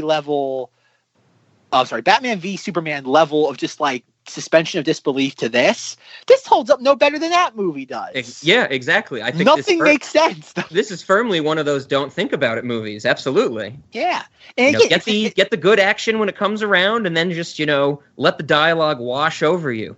It's the Jimmy C. sheen. It's just like that nice like glaze that goes over everything. It is. This movie's great. Like, who are we to argue with it? But like when you actually think about any portion of it, it's like, Yeah, I agree. Yep. Yeah. I think that was one of the sources of disappointment. Not just the human aspects that I really didn't like, but some of that, the big switch in tone and, how much more plot heavy it gets than the first Terminator, where it was kind of like, oh, I knew to expect that, but it didn't do it as well as I was hoping, or as well that I remembered it. I too, like we've been talking about, we both, I think, have that nostalgia air around this that still makes us enjoy it to a great extent. Oh yeah, because it is like some of the stuff like watching Arnold come out of the elevator when they shoot the tear gas, and you're like, where are you going? He's like, and the camera zooms in on him as the smoke wafts around the elevator. And he's like, I'll be back, and he has that grin. Oh yeah, the nostalgia, the endorphins just flooding my brain. It's great.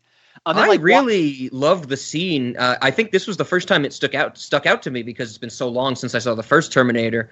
But like when Sarah Connor's making her break from the mental institution and she's running around the halls, and like the nurses or the guards are after her, and she like runs into Arnold and falls down, and she sees him for the first time, and she's like running away and runs right to the people who were trying to capture her before. I loved that scene, especially just watching the first one so recently. Because, without the Kyle Reese stuff, it's even better, I think. It's like, this is the person that was trying to kill me 10 years ago, and now he's back type of thing. Oh, I was all on board with that. Well, the weird thing, though, is that, like, this is another thing that makes you wonder if there was an alternate plot to this movie. Because earlier, in how she's able to escape, is that the detectives come to her and show her that he's back, because he's at the mall. Mm-hmm, yep. So she knows he's back. Yes, yeah. So it's the idea that, like,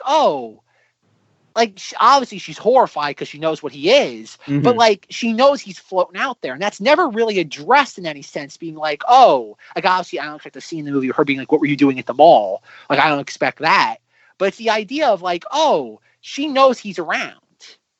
Yeah, and I took that more as that was the instigator for her to break out. Well, that and her not being allowed to see her son again because it was like she can't just be a sitting duck there type of thing.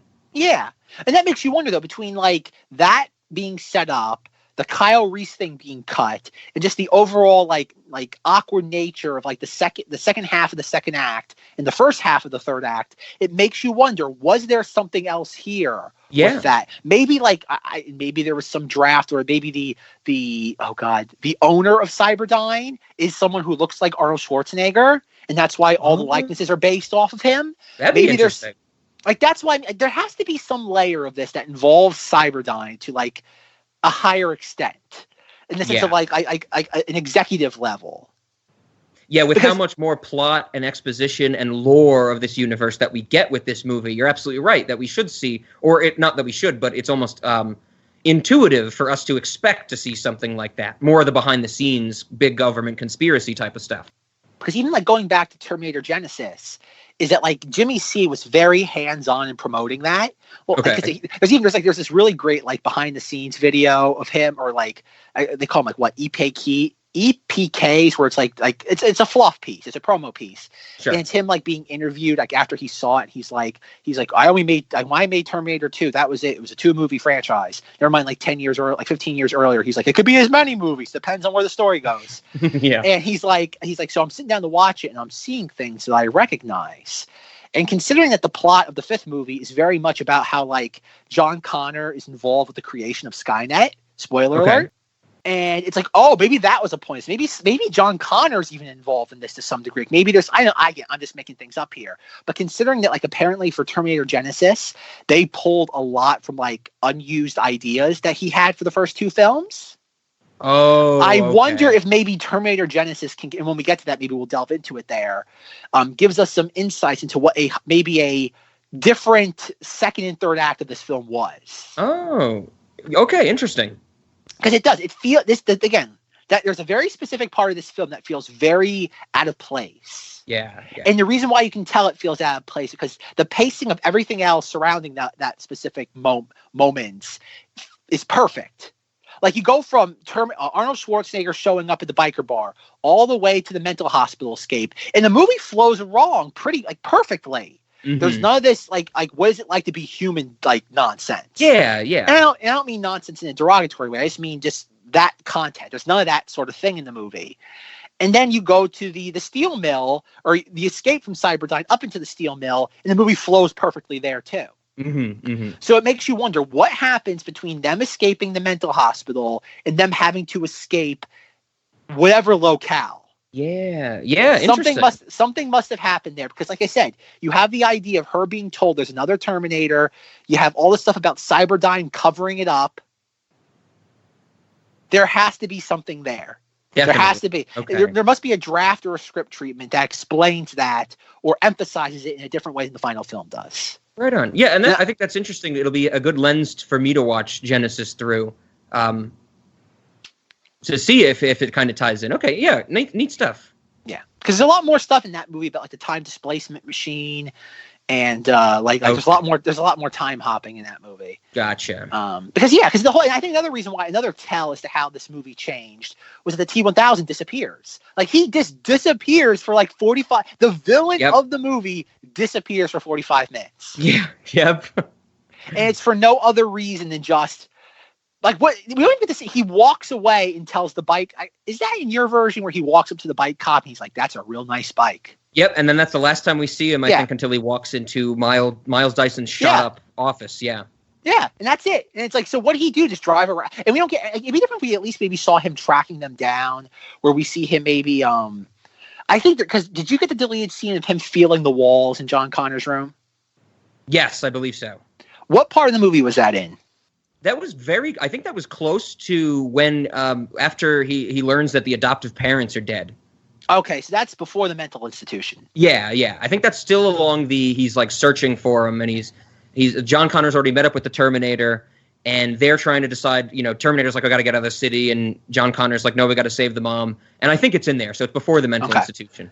It would have made sense if Jimmy C would have kept that movie in that scene in the theatrical cut, but take it out of the part after the step parents are killed, plug it in after the mental institution escape, have him do that, and then in the little shoebox that says mom memories or whatever it says, have something mentioned about a safe haven in Mexico. There you go. Yep. And you have him go down there and he hears something about how, I don't know, something happens on his way down there and he finds out that she's heading to Miles Dyson's. Yeah, okay, definitely. And he tries to head her off there, yeah. Yeah, because Arnold says to John Connor, he says oh God, he says it later in him, the T-1000 will probably try intercepting us at Miles Dyson's. And it's clearly not, because he had a 2-day, a day behind start. He gets there after they've already because what they have the flaming the flaming trash cans in the living room. Yeah, and when he just walks by, all the stuff's burning, and the Terminator's just looking around. Yeah. And it makes it so weird that Arnold tells John Connor after he rescues him, we can't go back to your house because the T-1000 is going to outthink us at every single turn we make. Mm-hmm. And it's okay. But then for 45 minutes of the movie, the T-1000's gone. And then when he does show up, he's behind the curve. Yeah. That's interesting. It's a discrepancy. Again, Jimmy C is too smart. He wouldn't allow these things in his own work. He would notice it and be we have to fix this. Unless whatever he had prior to this, he disliked even more. Yeah. You're making a good case for it. Definitely. Now thinking about all this stuff, that could definitely be one of the reasons for it. Absolutely. Okay, Rob, we have released the Snyder Cut, but considering we already have an alternate version of Terminator 2, what are we going to call this other alternate version hypothetical version of Terminator 2? We can't say release the Jimmy C cut because we already have that. It's more than meets the eye cut. So where are we going to call this? I don't know. It should be something like the like the Skynet cut or the Cyberdyne cut, like the version that the bad guys want you to see or something like that. Release the Cyberdyne Skynet cut, whatever version the bad guys want you to see. That's what it's called. The entire thing is in quotation marks. Right on. That'll fit Yeah, hashtag, we get those. right? Yeah, we get those scenes with the executives in this movie, and it's like, almost like some slight blend of the propaganda that they're pushing and stuff like that. Oh yeah, that'd be cool. Yeah, it's funny. In Terminator 3, there's a deleted scene that involves the I don't want to say like a propaganda, but it's like almost like a promo piece that's in the style of that. That's a deleted scene. That's probably one of the greatest scenes of all time. Oh, okay. I don't think I've seen that. No, yeah, because I'm thinking about it now, where that would almost make even more sense with everything we've said about how there should be this behind-the-scenes executive, the higher-ups of Cyberdyne making some decisions, that this movie would kind of been wrapped out nicely where, the Terminator, Arnold tells our characters, like, who's the person responsible for Skynet? Oh, it's Miles Dyson, and he's alive and working on it right now. And they go to Miles Dyson, they do all this stuff with him, and then it turns out that he was just going to be the fall guy kind of for Cyberdyne and stuff. And so it was a red herring even from the future for them to go back and deal with Miles Dyson. That would have been more intriguing than how he was wrote out. So yeah, I feel you. Yeah, and I think maybe it got too heady at one point and Jimmy C had to scale it back. Could be. Because you think about it, Skynet obviously knows now that its inception is from it sending itself back in time. Mm-hmm. So it would be aware of that. And then you do have that line of dialogue very early in the film between Miles Dyson and the guy with the sucker in the soda can, where Miles Dyson makes it abundantly clear that he is not the head of the company. There are he's just like he's like a top head engineer of the project. Mm-hmm. He is not a boss. Yeah. He's not an owner. So like, why establish that there's higher ups and then completely walk away from that? Yeah. Yeah. Some weird level of Frankensteining was going on here, and we're picking apart the seams or noticing the seams. And it's weird. I've never read or heard or watched any sort of take on this movie like we're doing right now. Oh, okay. Interesting. We're breaking new ground. Woo! But, Rob, I'm not sure. Much like last week we forgot about retroactive abortion, there's something in this movie that we have not discussed, and you tiptoed around it, yet didn't mention it. Ooh, okay. We were going to possibly discuss this movie as our first series on Cinemoddities. Do you remember why? Good old Dean Norris, right? Good old Dean Norris as reprising his role. Wait, which came out first, this or Gremlins 2? They both came out in 91, right? Oh, that's a good question. I'm not sure of the actual order. Folks, we have to look into this in real time to make sure we get this like the utmost of importance to you. Don't worry, I have Dean Norris information bookmarked on my computer. We have detailed files on Dean Norris. Apparently this was just after Gremlins 2. So this is his reprisal to his most iconic performance of SWAT team leader. Yes. So yeah, I'm glad you mentioned it because this was, I definitely had that in mind. And when I watched this, I think I was definitely able to pick up on Dean Norris's voice, of course, when he says, "Everybody out, it's gonna blow," or whatever, when they see Dean Norris is the one he could have been the one to tap Miles Dyson's arm and save the day. But no, he had to go on and continue to be his SWAT team leader and have a team to lead. Does this happen? So this happens before, going back to we haven't talked about it in a while when it comes to Cinemoddities, but the vast Dean Norris conspiracy. Oh, of course. Where does it land? Where does it lead in from, and where does it take us from? Oh, well, now, since this is so related to, the machines rising up, this technology having certain power in the world, I think that since Dean Norris does such a good job as SWAT team leader in this and Gremlins 2, the new batch, what did he shoot somebody in Gremlins 2, the new batch, and then... I think he shoots he's walking through all the Gremlins puddles. Yeah. And one of them starts to twitch and he shoots it. He's like, oh god, what's he say? Threat eliminated or... Yeah, he's like, "Got him, sir," or something. He says to Clem, yeah, exactly. He's like, "Got him," yeah, or something like that. "It moves, sir," yeah, something like that. So I think that he did such a good job as SWAT team leader that he goes on and works his way up the ranks of, I can't remember the name of it, but he eventually becomes the director in The Lawnmower Man. Because The Lawnmower Man, he's the director of the company that Pierce Brosnan works for, that is all about, how do we get this new technology? How do we, make people smarter than they actually are? I think I've described it once before. The Lawnmower Man is basically Flowers for Algernon on steroids. So yeah, I could see something like that Dean Norris kind of uses this Cyberdyne experience to move his way up to more of that behind-the-scenes bureaucracies type stuff. But where does Lawnmower fit into the canon?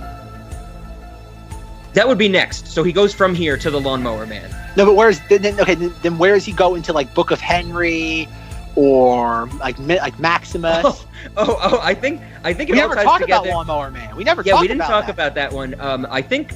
I'm pretty sure, since I've only seen the Lawnmower Man once, but I did enjoy its goofiness. I'm pretty sure at the end of the Lawnmower Man, Jeff Fahey, the Lawnmower Man, like turns Dean Norris into his atoms. Like he separates all the atoms of his body and he like dissipates. So just like the T-1000 who can reform his metal parts, I think Dean Norris can reform his particles, and he goes back to being, the police chief or the police whatever he is in Book of Henry, or he's the DEA agent from Breaking Bad, or maybe he reassimilates himself into the animated world of Sophia the First and gets himself captured by Carrie Elwes. God, it's been so long since we've talked about that. So yeah, okay, that's you got me on my toes. I wasn't fleshing this out completely, but I would have to go back, I think, and listen to all those X-Files segments we did. Folks, it's all connected. Dean Norris, Jeff Fahey, Alita Battle Angel, Terminator. Cinemoddities is just one giant circle. We're slowly making our way back to the starting point. Yeah. Oh, maybe Dean Norris doesn't even go on. Maybe Dean Norris goes on from this. I don't know. I'm trying to tie in when Dean Norris meets Arnold in Total Recall. It's like, does that happen before or after he sees them? Maybe he sees them as a Terminator. I forgot about that. He's in Total Recall. Yeah, so maybe there's something with Dean. Yeah, Dean Norris. Oh my God. Dean Norris is like, oh, I fought an ugly looking robot like you once, or something like that. It would have been great. Oh my God. Oh my God. It's all connected, folks. See, there's a reason why the Dean Norris series was the first thing we ever delved into on the Cinemoddities podcast. It is all connected. Yeah. A year and a half later, folks, think of how many podcasts out there that a year and a half later, their first series is just as important now as it was then. I know a lot of podcasts, even on the Star Wars podcast, I tell people, don't listen to the first few episodes. They're horrible. You can't gain anything from them. Cinemoddities is the true inverse of that. The earlier episodes might truly be the most important ones. This is all fluff and nonsense. Yeah, because now that I'm looking back at our series, I'm thinking maybe even after Dean Norris has to deal with gremlins and then killer robots and his place of business gets blown up, or maybe he might not even work at Cyberdyne, maybe he's just a police officer there. Maybe that's when he decides to come out of the force for a little bit and raise a child and men, women, and children, and he doesn't know how to do it right. And then he goes back to being a police officer. Because he's like, clearly I can't take care of children. It's like, yeah, maybe, I think I might have said that in our series, but he because in Men, Women, and Children, he's just like an idiot. He's just a bad father. He doesn't understand what his kid likes. He's like, I don't understand your interest, kid, so I deleted your World of Warcraft account. But maybe he just tries again, and that's where he's like, fuck it, I can't be a good dad. I guess I should abuse my children in Book of Henry. There's a timeline in here somewhere. We can flesh it out. Oh my God, there should have been. We need to create a for-your consideration, advertisement for Men, Women, and Children in regards to Dean Norris's performance in that movie, where it says, in Men, Women, and Children, he's just an idiot. Yeah, that's good. Oh, man. Oh my God, Men, Women, and Children. God bless Men, Women, and Children, folks. He was in The Cell, apparently, which I only saw once. He's in once. Everything. Dean Norris is in everything, Rob. Have we not learned anything from this recording, this podcast yet? Chances are Dean Norris is in everything. Indeed. Yeah, we'll have to come back to him, definitely. We're gonna learn. There was some video that happened recently with the directors of Avengers Endgame where they're like answering questions, and somebody's like, "Why isn't Nova Richard Rider in the final battle? How do you have a final battle with Thanos without Nova?" And they're like, "He's in there as a cameo," and that's gonna happen. Like one day we're gonna hear about Dean Norris was in the background during the fight with Avengers Endgame. He just shows up out of a portal. It's like, "What am I doing here?" And we don't know what version of it. Maybe it's all of his versions. It's Maximus. It's the Men, Women, and Children version. It's the DEA agent version. They all come out of portals. They were there too, fighting Thanos. Oh my god, that would be great. Just all of these different incarnations of Dean Norris. Oh, that makes me think of like what we were saying in our Endgame episode. It was like, there's no point. Characters dying is meaningless because you get any of them that you want back. And we were like, do you want the short-haired Scarlett Johansson? The red-haired Scarlett Johansson? We could be like, do we want DEA Dean Norris? Do we want abusive father Dean Norris? I think our biggest mistake for the Avengers Endgame series was that the item for much like the word processor of the gods, we should have picked an item. We should have picked the Infinity Gauntlet as the item for the Cinemoddities reference, so we can bring anything we want into existence. Oh, that's good. That's good. Apparently, Dean Norris was in 2 episodes of the Sarah Connor Chronicles, which I've never seen. Damn it! Oh yeah! Oh god damn it! He plays Nelson. I don't know who Nelson is. Yeah, I think I know who he plays in that. I think he plays like Sarah Connor's like boyfriend at one point. Oh, okay. Man. I think he might. Oh yeah, I haven't watched Sarah Connor Chronicles like in forever. Yeah, I didn't even know that existed. I think. Oh my God, Lena Headey plays Sarah Connor in that. Didn't last week I say she would? I think you said that she was in the TV show. I said she would have been better than Yeah, I didn't think of that either. Yeah, Lena Headey. Yeah. What? That's what they had to cast Emilia Clarke for. Rob, they already picked your head actress. They used her. Okay, yeah. Right on. You already picked the best. The very next thing is clearly Emilia Clarke. Oh man! Oh, you know that's the funny. Weird thing though is that like Lena Headey, if she wasn't already Sarah Connor and something else, probably would have been picked solely because of the Game of Thrones thing. Okay, sure. And when she was hired as Sarah Connor, that was before Game of Thrones. Okay. Yeah, look at that. Right on. It's all connected, folks. Yeah, I'm trying to think because I told Rob for Terminator 2 3D, like we were going to talk about it, and I told him like it wasn't worth it. And I forgot about Sarah Connor Chronicles in the context of this. Like we're not going to talk about like 2 seasons of a show. And considering that it's all like narrative based, there's like no way we could pick like a bunch of episodes. Could it just be? Oh, okay. Like that was a show like you need to watch every episode because like it all like it got canceled on a cliffhanger. But like you'd have to watch everything in order to like you couldn't just pick like a handful of episodes. Gotcha. Because there's like characters like in the second season that are like, who the hell are these people? Because like Kyle Reese's brother shows up at one point. Okay. He gets sent back in time, and he helps them. Where's my brother? He says that. He says, "What happens to my brother?" Because he gets sent in time before Kyle does. Okay, oh my God. Let me rephrase that. He gets sent back in time, like in the future, before Kyle does. So he's like, "Oh, like what happens to my brother?" And Lena Headey, Sarah Connor has to explain to him, like, "Oh, Kyle's like dies," and he gets like all upset. Okay. Yeah, and he starts like punching things and like throwing things around the room. He's like, "No, but he's the father of John Connor," and he's like, "What?" So like his sacrifice was worth it, so I shouldn't be upset now. Yeah. There's a reason why like Sarah Connor Chronicles was really good sci-fi, but like none of it makes sense. Sure. Okay. The weird thing about the ending of Sarah Connor Chronicles was that it got canceled. The finale ended, and it got canceled because they were expecting a 3rd season renewal. Mm-hmm. It got canceled like 2 weeks before Terminator Salvation debuted in theaters. Oh man! And everyone's like, "Oh, nobody must expect this to make money then." So it was like this weird sort of thing. Like it's weird to be like, "Oh," like because it was also being made by 2 different, I think, studios. I think one studio had the film rights and the one had the TV rights. Okay. And it was really strange for like Warner Brothers was putting out the TV the movie, and Fox had the TV thing. And Fox cancels the show only for a big budgeted movie to a premiere like 2 weeks later. Like talk about like shooting a franchise in the foot. Yeah, wow. And the climax was John Connor gets set in, not back in time, gets set into the future to lead the rebellion or whatever. Okay. Sure. And it's like teenage John Connor. It's like 13-year-old John Connor set into the future to like lead like the battle in the future, and all of his like lieutenants are like, "Sir," and that's like how it ends. It's the strangest cliffhanger ever. In a weird way, I think it helped the show because there's no way they could have written themselves out of it. Yeah. But yeah, no. The Terminator franchise is weird. And wait until we get into Rob will get sent this video. There's like I've never seen this done before in media. The Terminator 3 video game. It's funny. When Terminator 3 came out, there was Terminator 3 Rise of the Machines, which is like your normal just like tie-in video game to make for marketing reasons. Then like 6 months later, they made Terminator 3 The Redemption. It's essentially like it follows the exact same plot, which is the movie.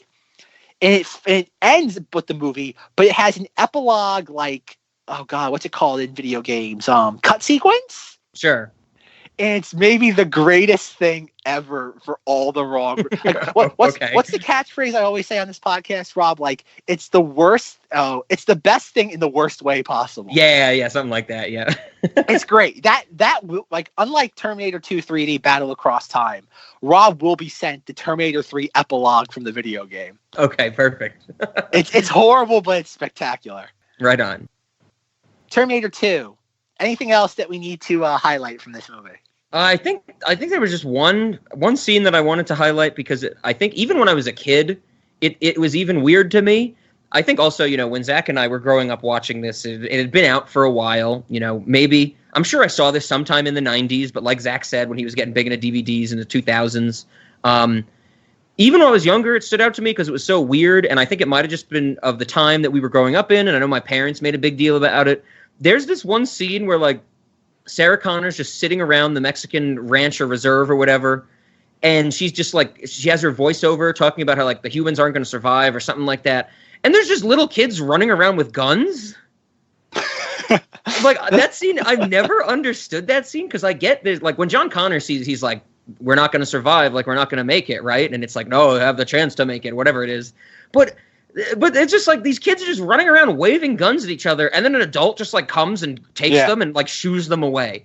Like what is this? Was this okay back in the early 90s? Is Jimmy C putting this in a movie the reason we got all those really sad commercials where it's like kid voiceovers where it's like, I thought you could play with a gun, but then I shot my whole family? Like, is this like, this seems so different for what we are used to in our lives now, right? In terms of gun control and gun safety. Are you getting that confused with the scene with the two kids at not in the shelter or the safe haven in Mexico, but after they go to like the diner on the side of the road and they're eating, and John Connor sees the kids playing with the two guns, because that's when the mother shows up and takes the gun out of their hands. That might be it then. Yeah, that might be what I'm thinking. Yeah, that might have just blended together. But I know, I think you're, because the other scene you're thinking of is with Sarah Connor, and she is sitting with on the park, the picnic bench, and she's like carving "No fate, what we create." Oh yeah, and she sees the kids then, but it's more just like the idea, again, children, the idea of the future. I'm definitely thinking of when there's a shot, there's like a slow motion shot of them waving guns around. Yeah, it's that. Yeah, and I get like it's a whole idea like, okay, man is destined to violence. We're too entertained by violence. We're never. It's part of who we are. We're never gonna. Again, it's a weird thing. It's a weird theme of this movie that nobody touches upon. There's a lot of, like you said, human condition stuff. Mm-hmm.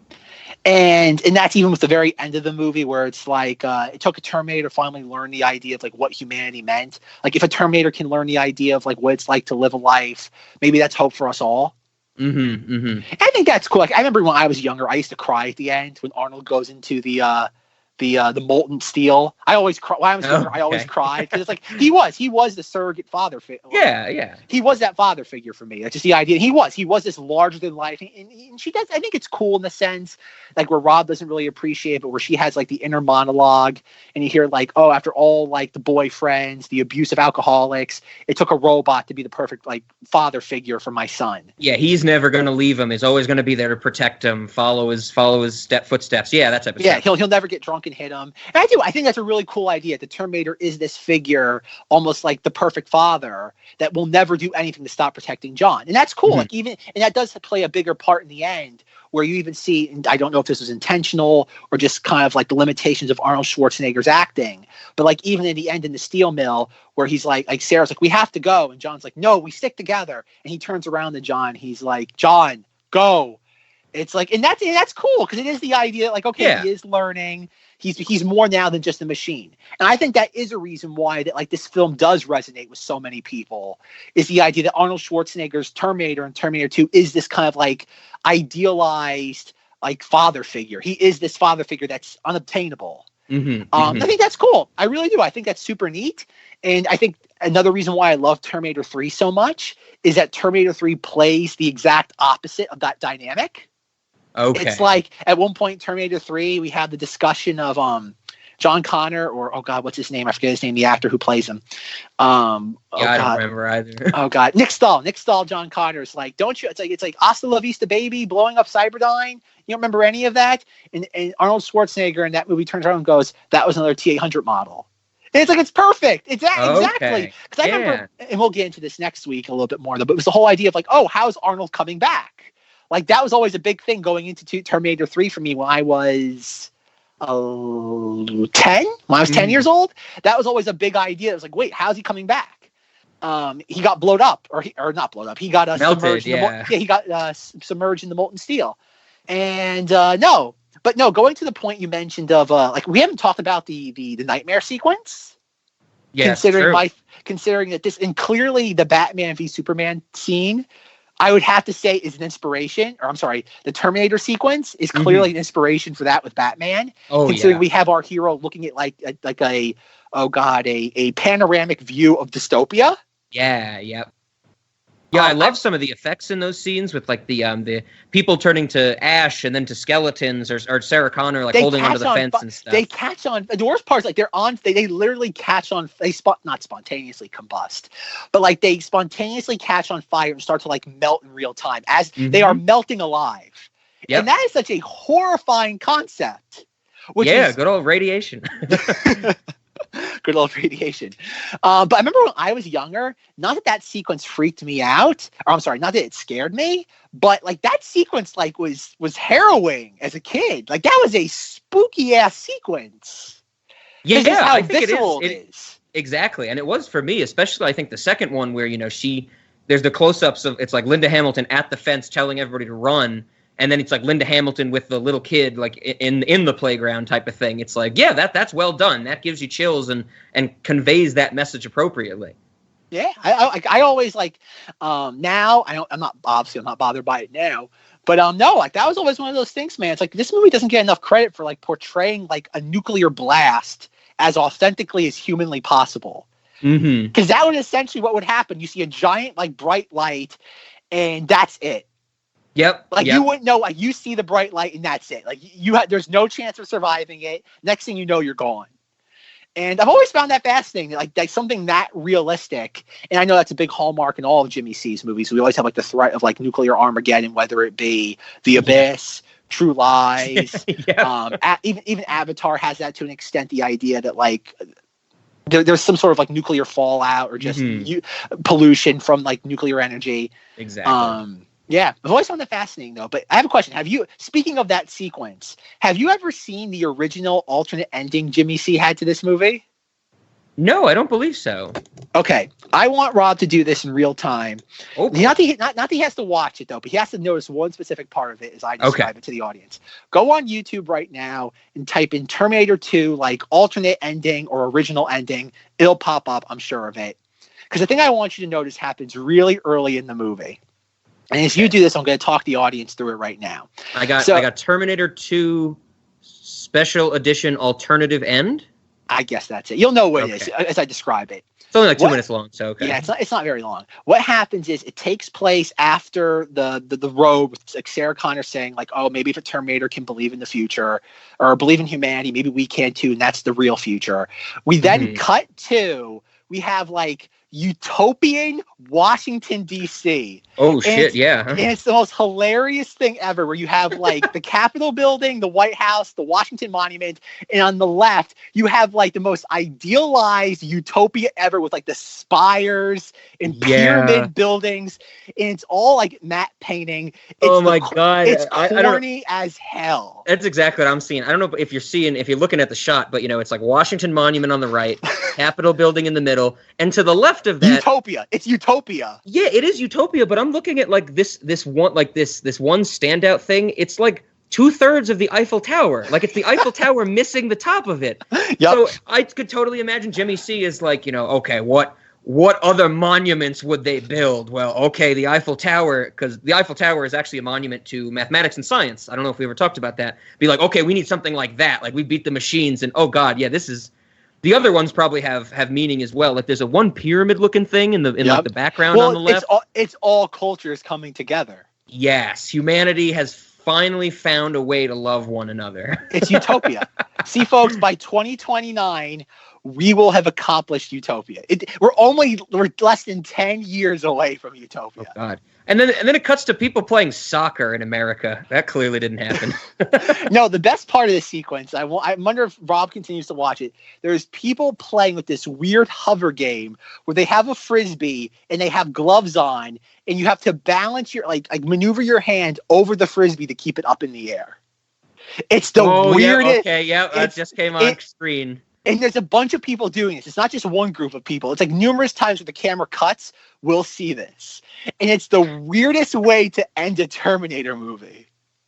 Yeah, it's very strange. And I love that we have Sarah Connor on like a park bench. And for some reason, she still feels compelled to narrate her life, despite the fact that her son is alive playing with his own child. And I'm not sure if it's said in the narration by her, but I remember reading an interview somewhere that at this point, John Connor is a senator. Oh, yeah. It's such a departure from it's not just uncharacteristic for this film, it's uncharacteristically Jimmy C. Yeah. It's so weird. I get why he cut it. But in a weird way, I hope he would have kept this because that means you get no more all the Terminator sequels go out the window at this point. Yeah, absolutely. And 2, it takes you so much out of the movie. Oh yeah, one of the first YouTube comments is I always liked that John became a senator and maybe president in this ending, showing he was destined to be a great leader no matter what happens. Mm-hmm. It's irrelevant. It's irrelevant to these movies. It doesn't matter if he becomes a leader no matter what. It depends if they can stop the machines, whether it's through him or someone else. That's the thing that's really interesting, and we'll get into this next week too with Terminator 3, is that, and I think it's now that James Cameron is on board as like a producer for Terminator Dark Fate, is that like the Terminator franchise was never about like the Terminators or John Connor. They were all just kind of like the filler in the background. This series was more or less about Sarah Connor. It's the character arc of Sarah Connor going from this like abused waitress that gets like gelato sherbet dumped in her like waitress pockets to being like this like oh god, like hardcore warrior, to then being a monster, to then knowing how to like dial that back to being human again.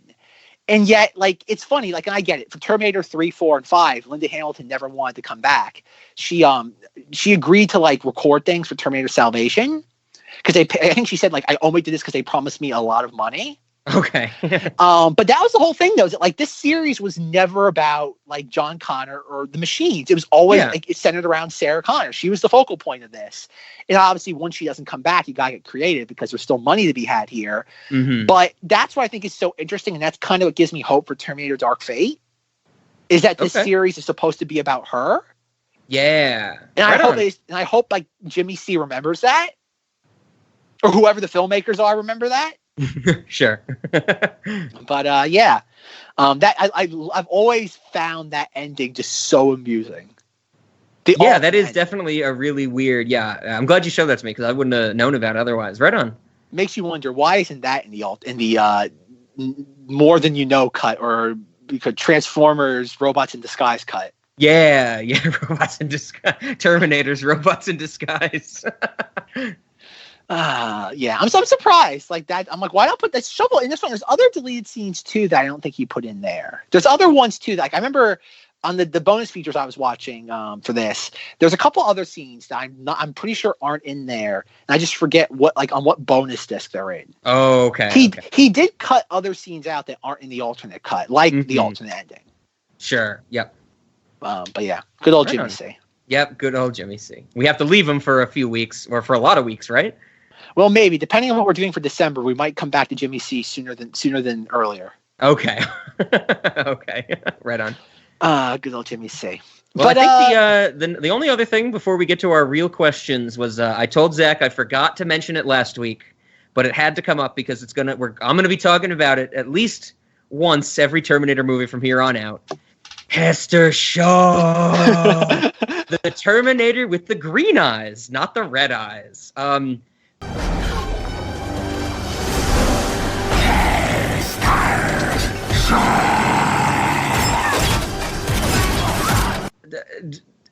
remember, I think you told me, like when you first told me about Mortal Engines, because there was some series we did where we might have done Mortal Engines, and that was how I found out about it.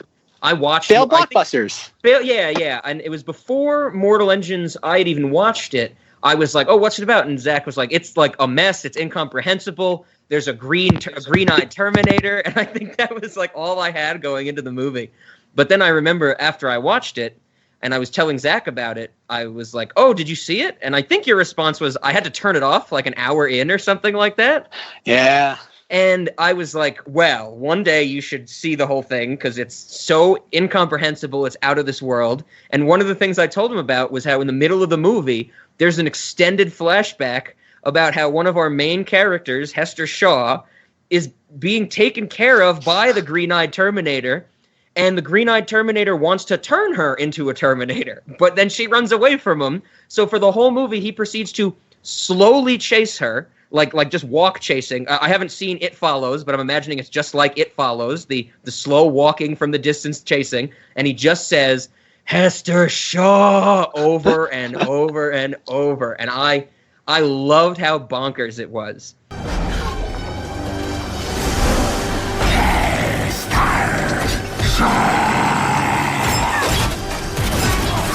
So that I definitely got the sense some of those scenes in this with Robert Patrick just like walking towards the camera or running in a lot of instances in this movie. I just wanted him to be like Hester Shaw, John Connor.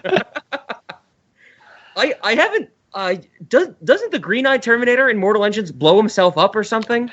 Yeah, he commits self-sacrifice at some point. Yeah, to get some ship away from another ship or to protect the wall from Hugo Weaving. Rob, don't give it away. Don't give it away just yet. No. I think he's dead before Hugo Weaving gets angry in that movie. Oh God, Mortal Engines. So that's gonna come up again. Some Hester Shaw for sure.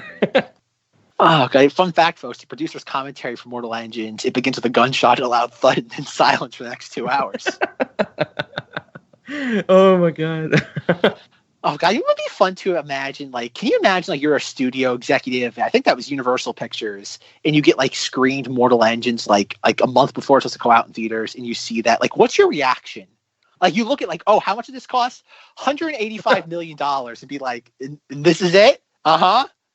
Like you have to like just like go into your office, lock the door with a large bottle of like alcohol, and just like not come out. Right? There's no other logical way to like respond to that. Some type of not acceptance, but some type of acknowledgement in silent depression. It's like when you see something or your news is revealed to you that's so upsetting that there is no outward response. It's just like, I have to deal with this somehow, and it's like your body knows that you have to. It's not going to be a good thing, but it's just like. That silent depression just washes over you. That's the only way I can imagine it going. Like a mini catatonic state. Yeah, exactly. It's like melancholia hits you just for a few moments. It has to be, because like I can't imagine any executive looking at that being like, "How do we?" That's a kind of like, what's the word? Unsalvageable mess. Yes, yeah. It's like again, not to delve too far into that, but it's like I still can't believe it's kind of like in the same realm as Tomorrowland. Where at least Disney was arrogant enough to be like, "Oh, we're just slapping our logo on it, like in the brand. The brand will push this to like breaking even." That's when where it's like you have nothing helping you. Yeah, exactly. Like that's the definition of just like jumping off a cliff and flapping your wings and just hoping like, you know what, it's gonna work this time. I hope that like after they screened that or after it came out, somebody was like, "Did you even read the book?" And they were like, "No, it worked so well for Annihilation." Where the guy only read like 3 pages, we thought it'd be the same here. Was there a Mortal Engines book? Yeah, I think it's 4. There's 4 books in the series. Yeah, I think that's because I remember when you sent it to me, I was like, oh, I've heard of the books, but I never read it. And you were like, it's a book? Yeah. Yeah, and this is happening again like a year later. 6 months later, I'm having the exact same response. Yeah, but yeah, I think they were trying to build out the whole universe, and it was just not. That was not the way to do it. I want on record that Mortal Engines has only been out since like December of last year. Like this movie is still less than a year old. Oh God, that's right. It feels like we've been talking about this. It's funny. Cinemoddities has been around longer than Mortal Engines has. Yeah, it feels like it's in the canon. Yeah.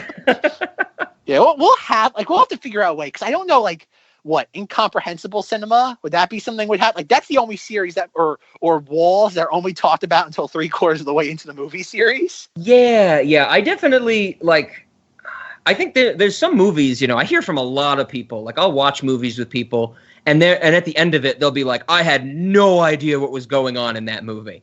And most of the times when people say that to me, I'm like, you're just like saying that you're a fool. Like, you're telling me you think you're an idiot. Because even if you don't like understand some of the narrative, there's very few movies that are like totally just you can't get a sense of what's happening.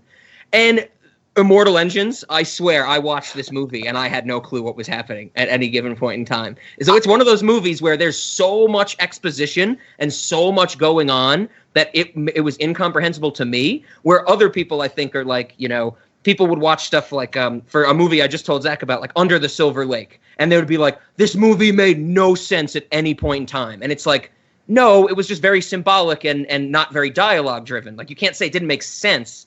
It's just that, you weren't as intrigued by, you didn't have all the dialogues, and you get to see titties every 15 minutes and action to keep you intrigued, So I think there's a difference, but this is one of the movies, if we ever did a series on like films that completely baffled us, this would be one of my votes, Immortal Engine.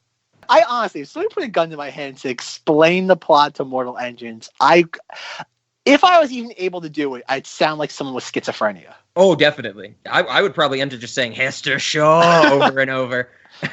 Keep in mind, folks, there's a scene in this movie really early on where it's made abundantly clear that the characters assume people of the past worship the minions as gods. Yes. Oh my God. They say old tech so many fucking times at the beginning of this movie. It's so annoying. And there's a minion. Like, there's a minion behind glass, like in a museum, and one of the characters is like, the people of yesteryear deify these things. Yeah, and then it's like because they all live on moving cities, and when one of the cities like makes a sharp turn, it like the stuff in the museum like shifts, and don't they like hold the minions up, and they're like, we almost lost the sacred deities or something like that. And it's just like, oh God, God. Yeah, it's bad. Like it's yeah. It's weird.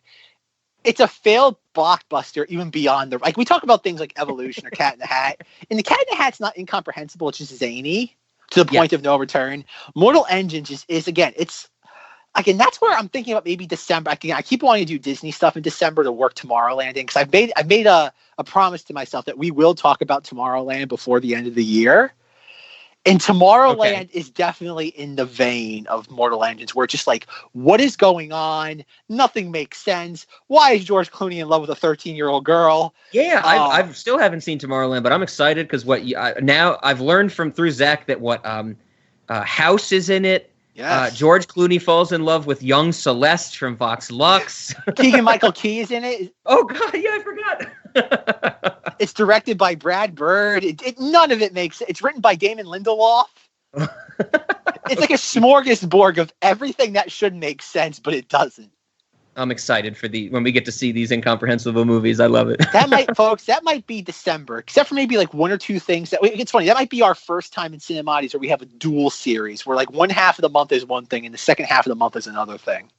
Oh, okay, I get behind it. It's like a mix and match type of thing. Yeah, we might have to do another one of those, kind of like what we do when we did like Sicario and Jurassic World, where it's kind of like we had so many different ideas. We're like, you know what, it doesn't have to make sense this time. Yep, Hester Shaw. Hester Shaw.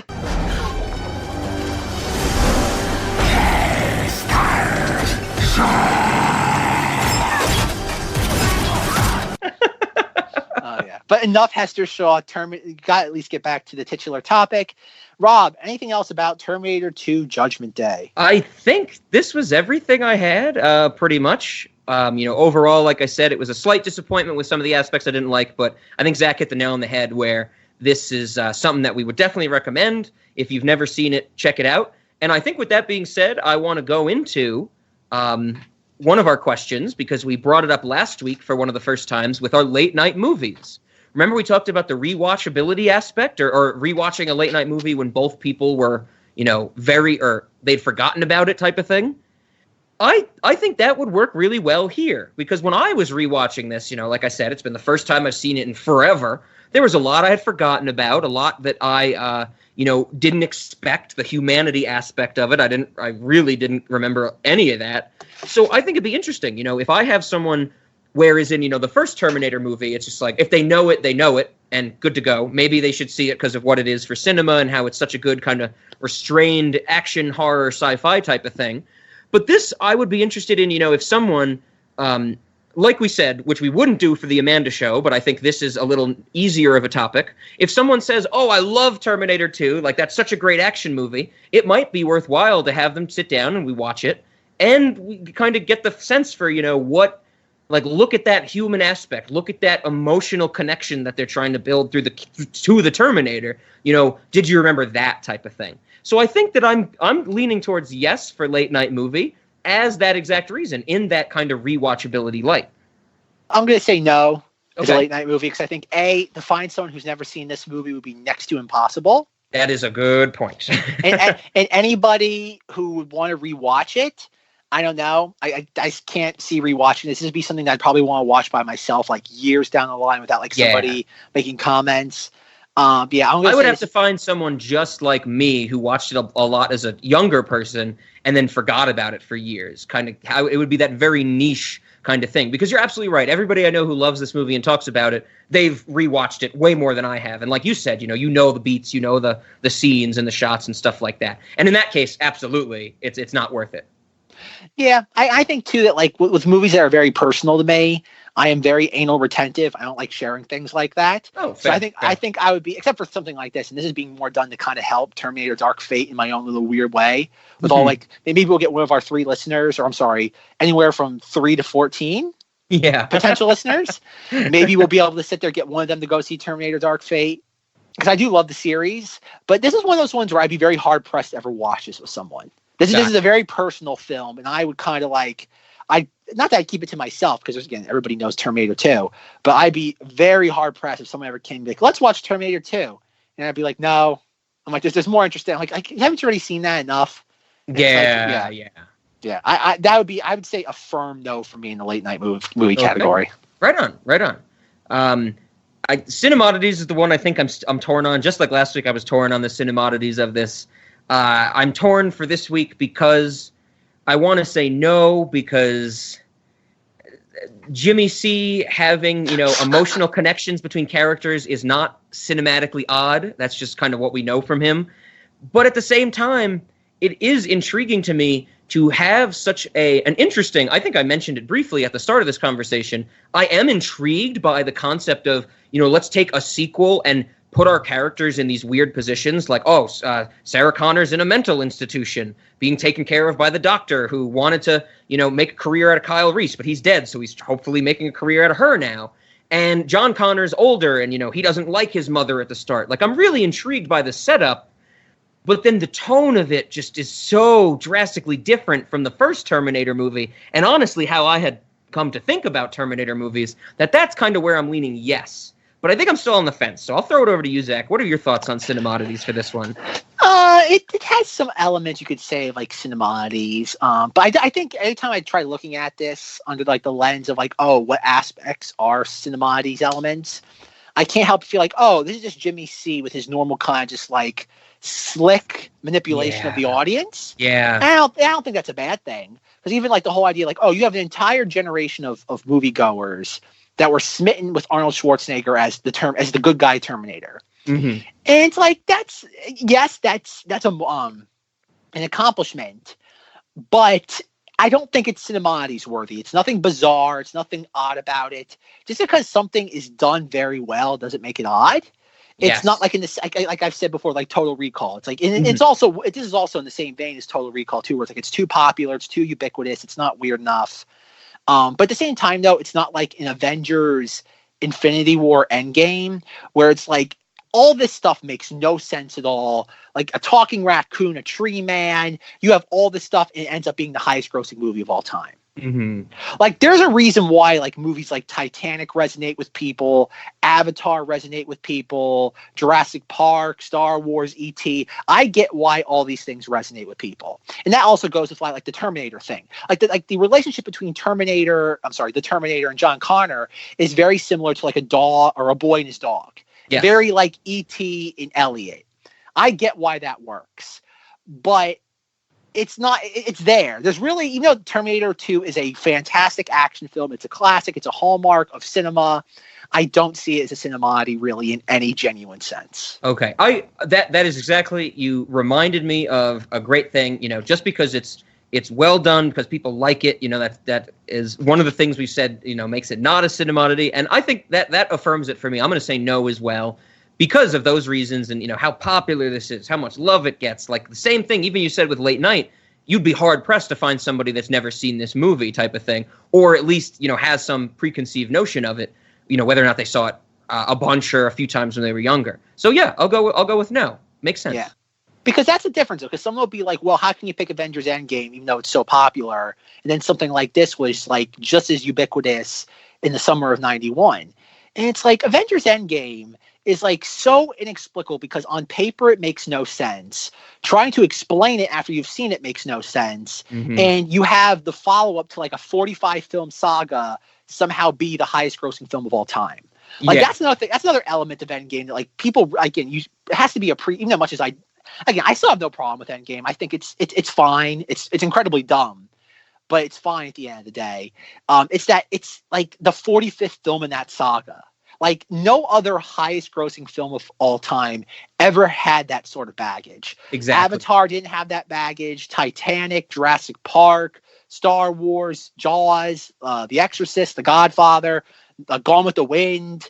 None of those films ever had the amount of like baggage of like, oh, if you have like, imagine seeing Endgame without seeing any of the other Marvel films. Yeah, exactly. Like, what is that like?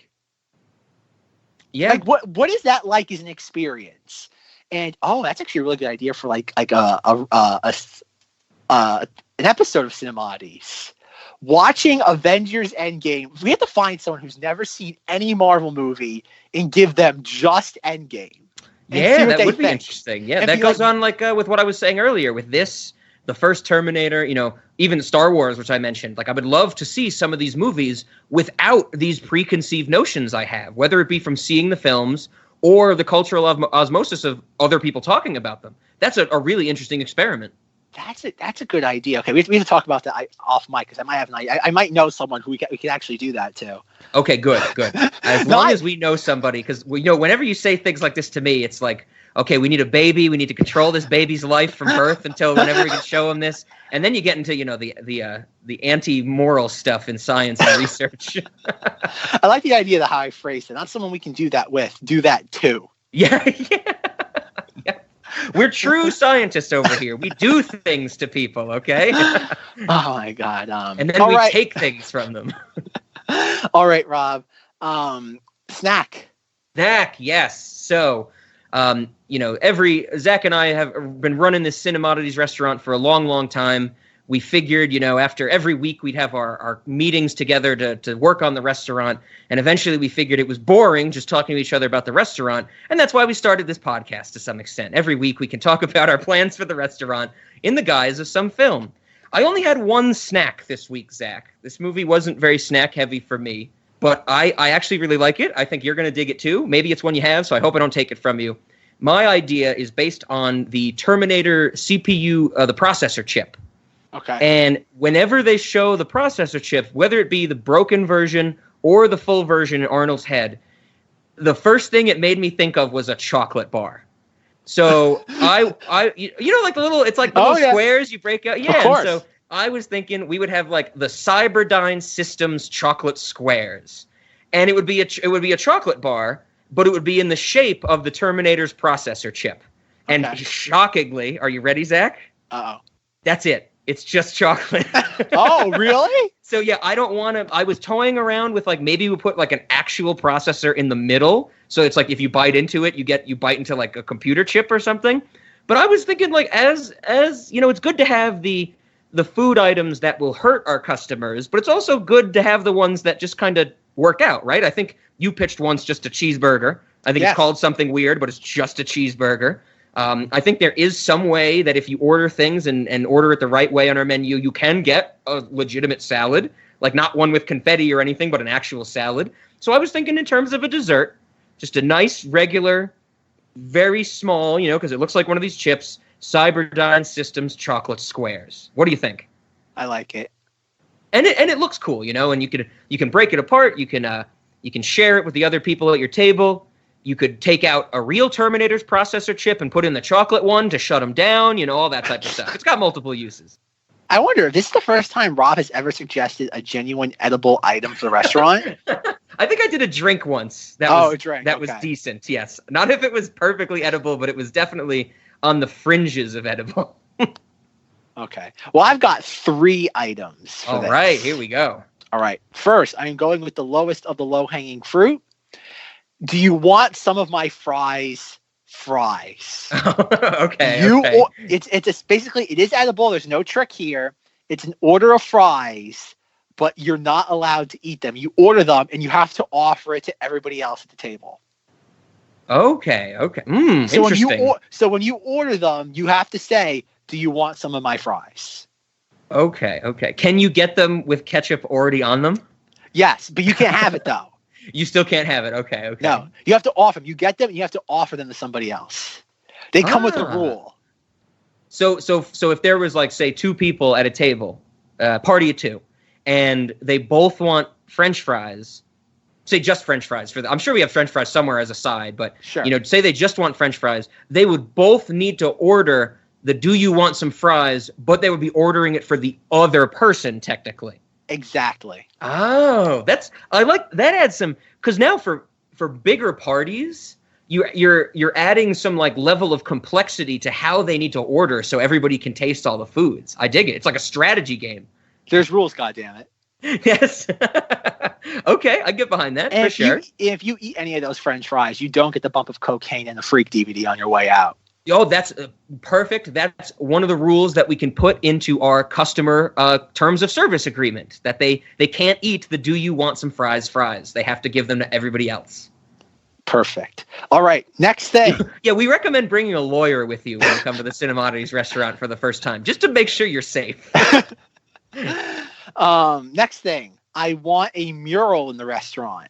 Ooh, okay. And I want the mural to be the utopian future of the alternate ending of Terminator 2 with the Washington Monument, the Capitol building, and like the mixed like cultural utopia. Okay. And under it, there's a little plaque with the inscription that says the internet phrase LMAO. And it says 2029. That's what it says. I like that. I can dig that for sure. And if we can get the original matte painting from the film, all the better. Yeah, that would be great. That would be awesome to have that somewhere. Do we have any other murals or anything like that? Do you remember? Well, we have so many stage shows. It's kind of hard to position them around. We might have murals behind the stage shows, but most of them aren't evident to the public or to the patrons of the restaurant.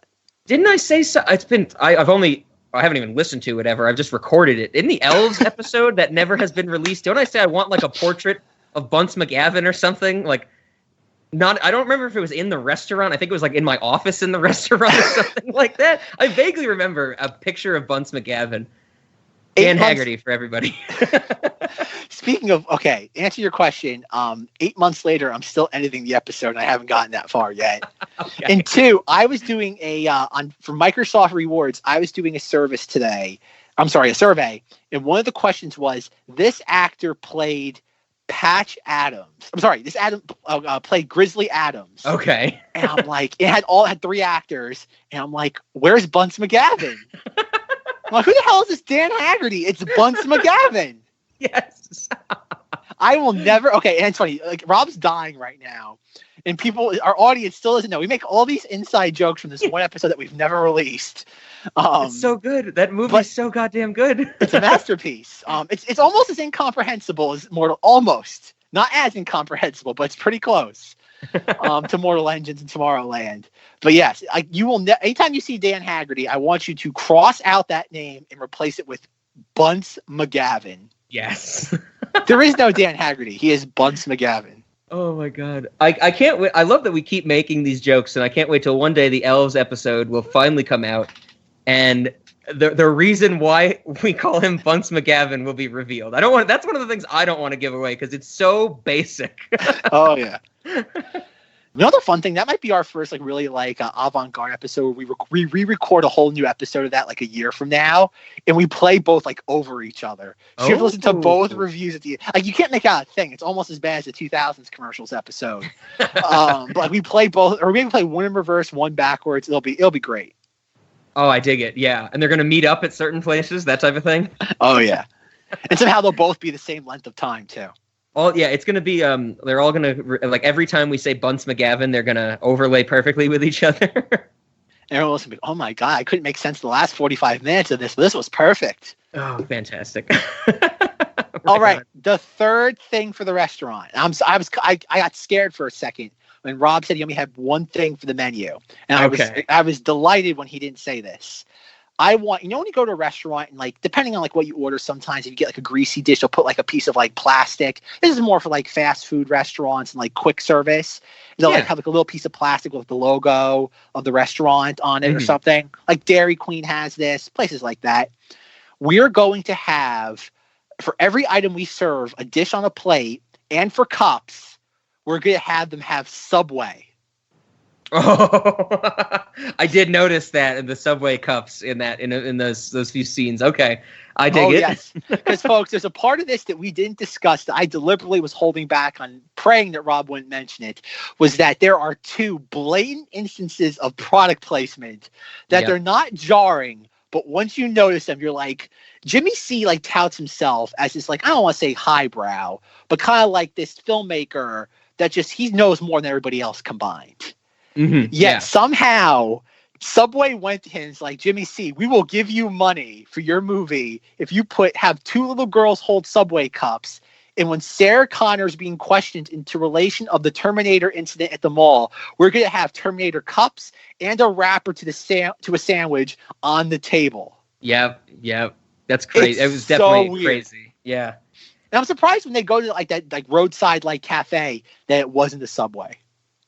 Yeah, that's a good point. I think when I got to that point in the movie, I forgot about it. But you're right. Yeah, just pump it in there because it is that is true product placement. Because the Subway does not matter to the story. It's every time I think of product placement and product placement, the commercialism version, but just using products in movies, I always think of Blue Velvet because that's they're screaming about PBR and Heineken for a reason. What kind of beer do you like? Heineken. Fuck that shit. Pabst Blue Ribbon. Mm-hmm. It's that adds to those characters and why they're so distant from each other. But this, it's it doesn't matter. It's never mentioned. It could be anything. That is just pure product placement. And you're right. It is really strange to see that in a Jimmy C movie. Yeah.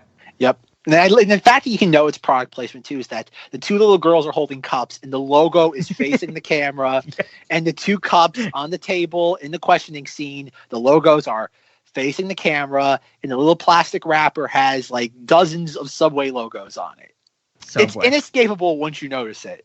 Yeah, and that's it. And that's what we're doing for the restaurant. We're going to give out everything with Subway wrappers, and people will be like, "Where'd you get these from?" And it's we found an abandoned Subway, and we saw a giant stack of them, and we took them all. Perfect. Yeah, I get behind that for sure. It's one of the more inexplicable elements of the Cinemoddities restaurant. Yeah, I like that idea. Actually, it's you go and.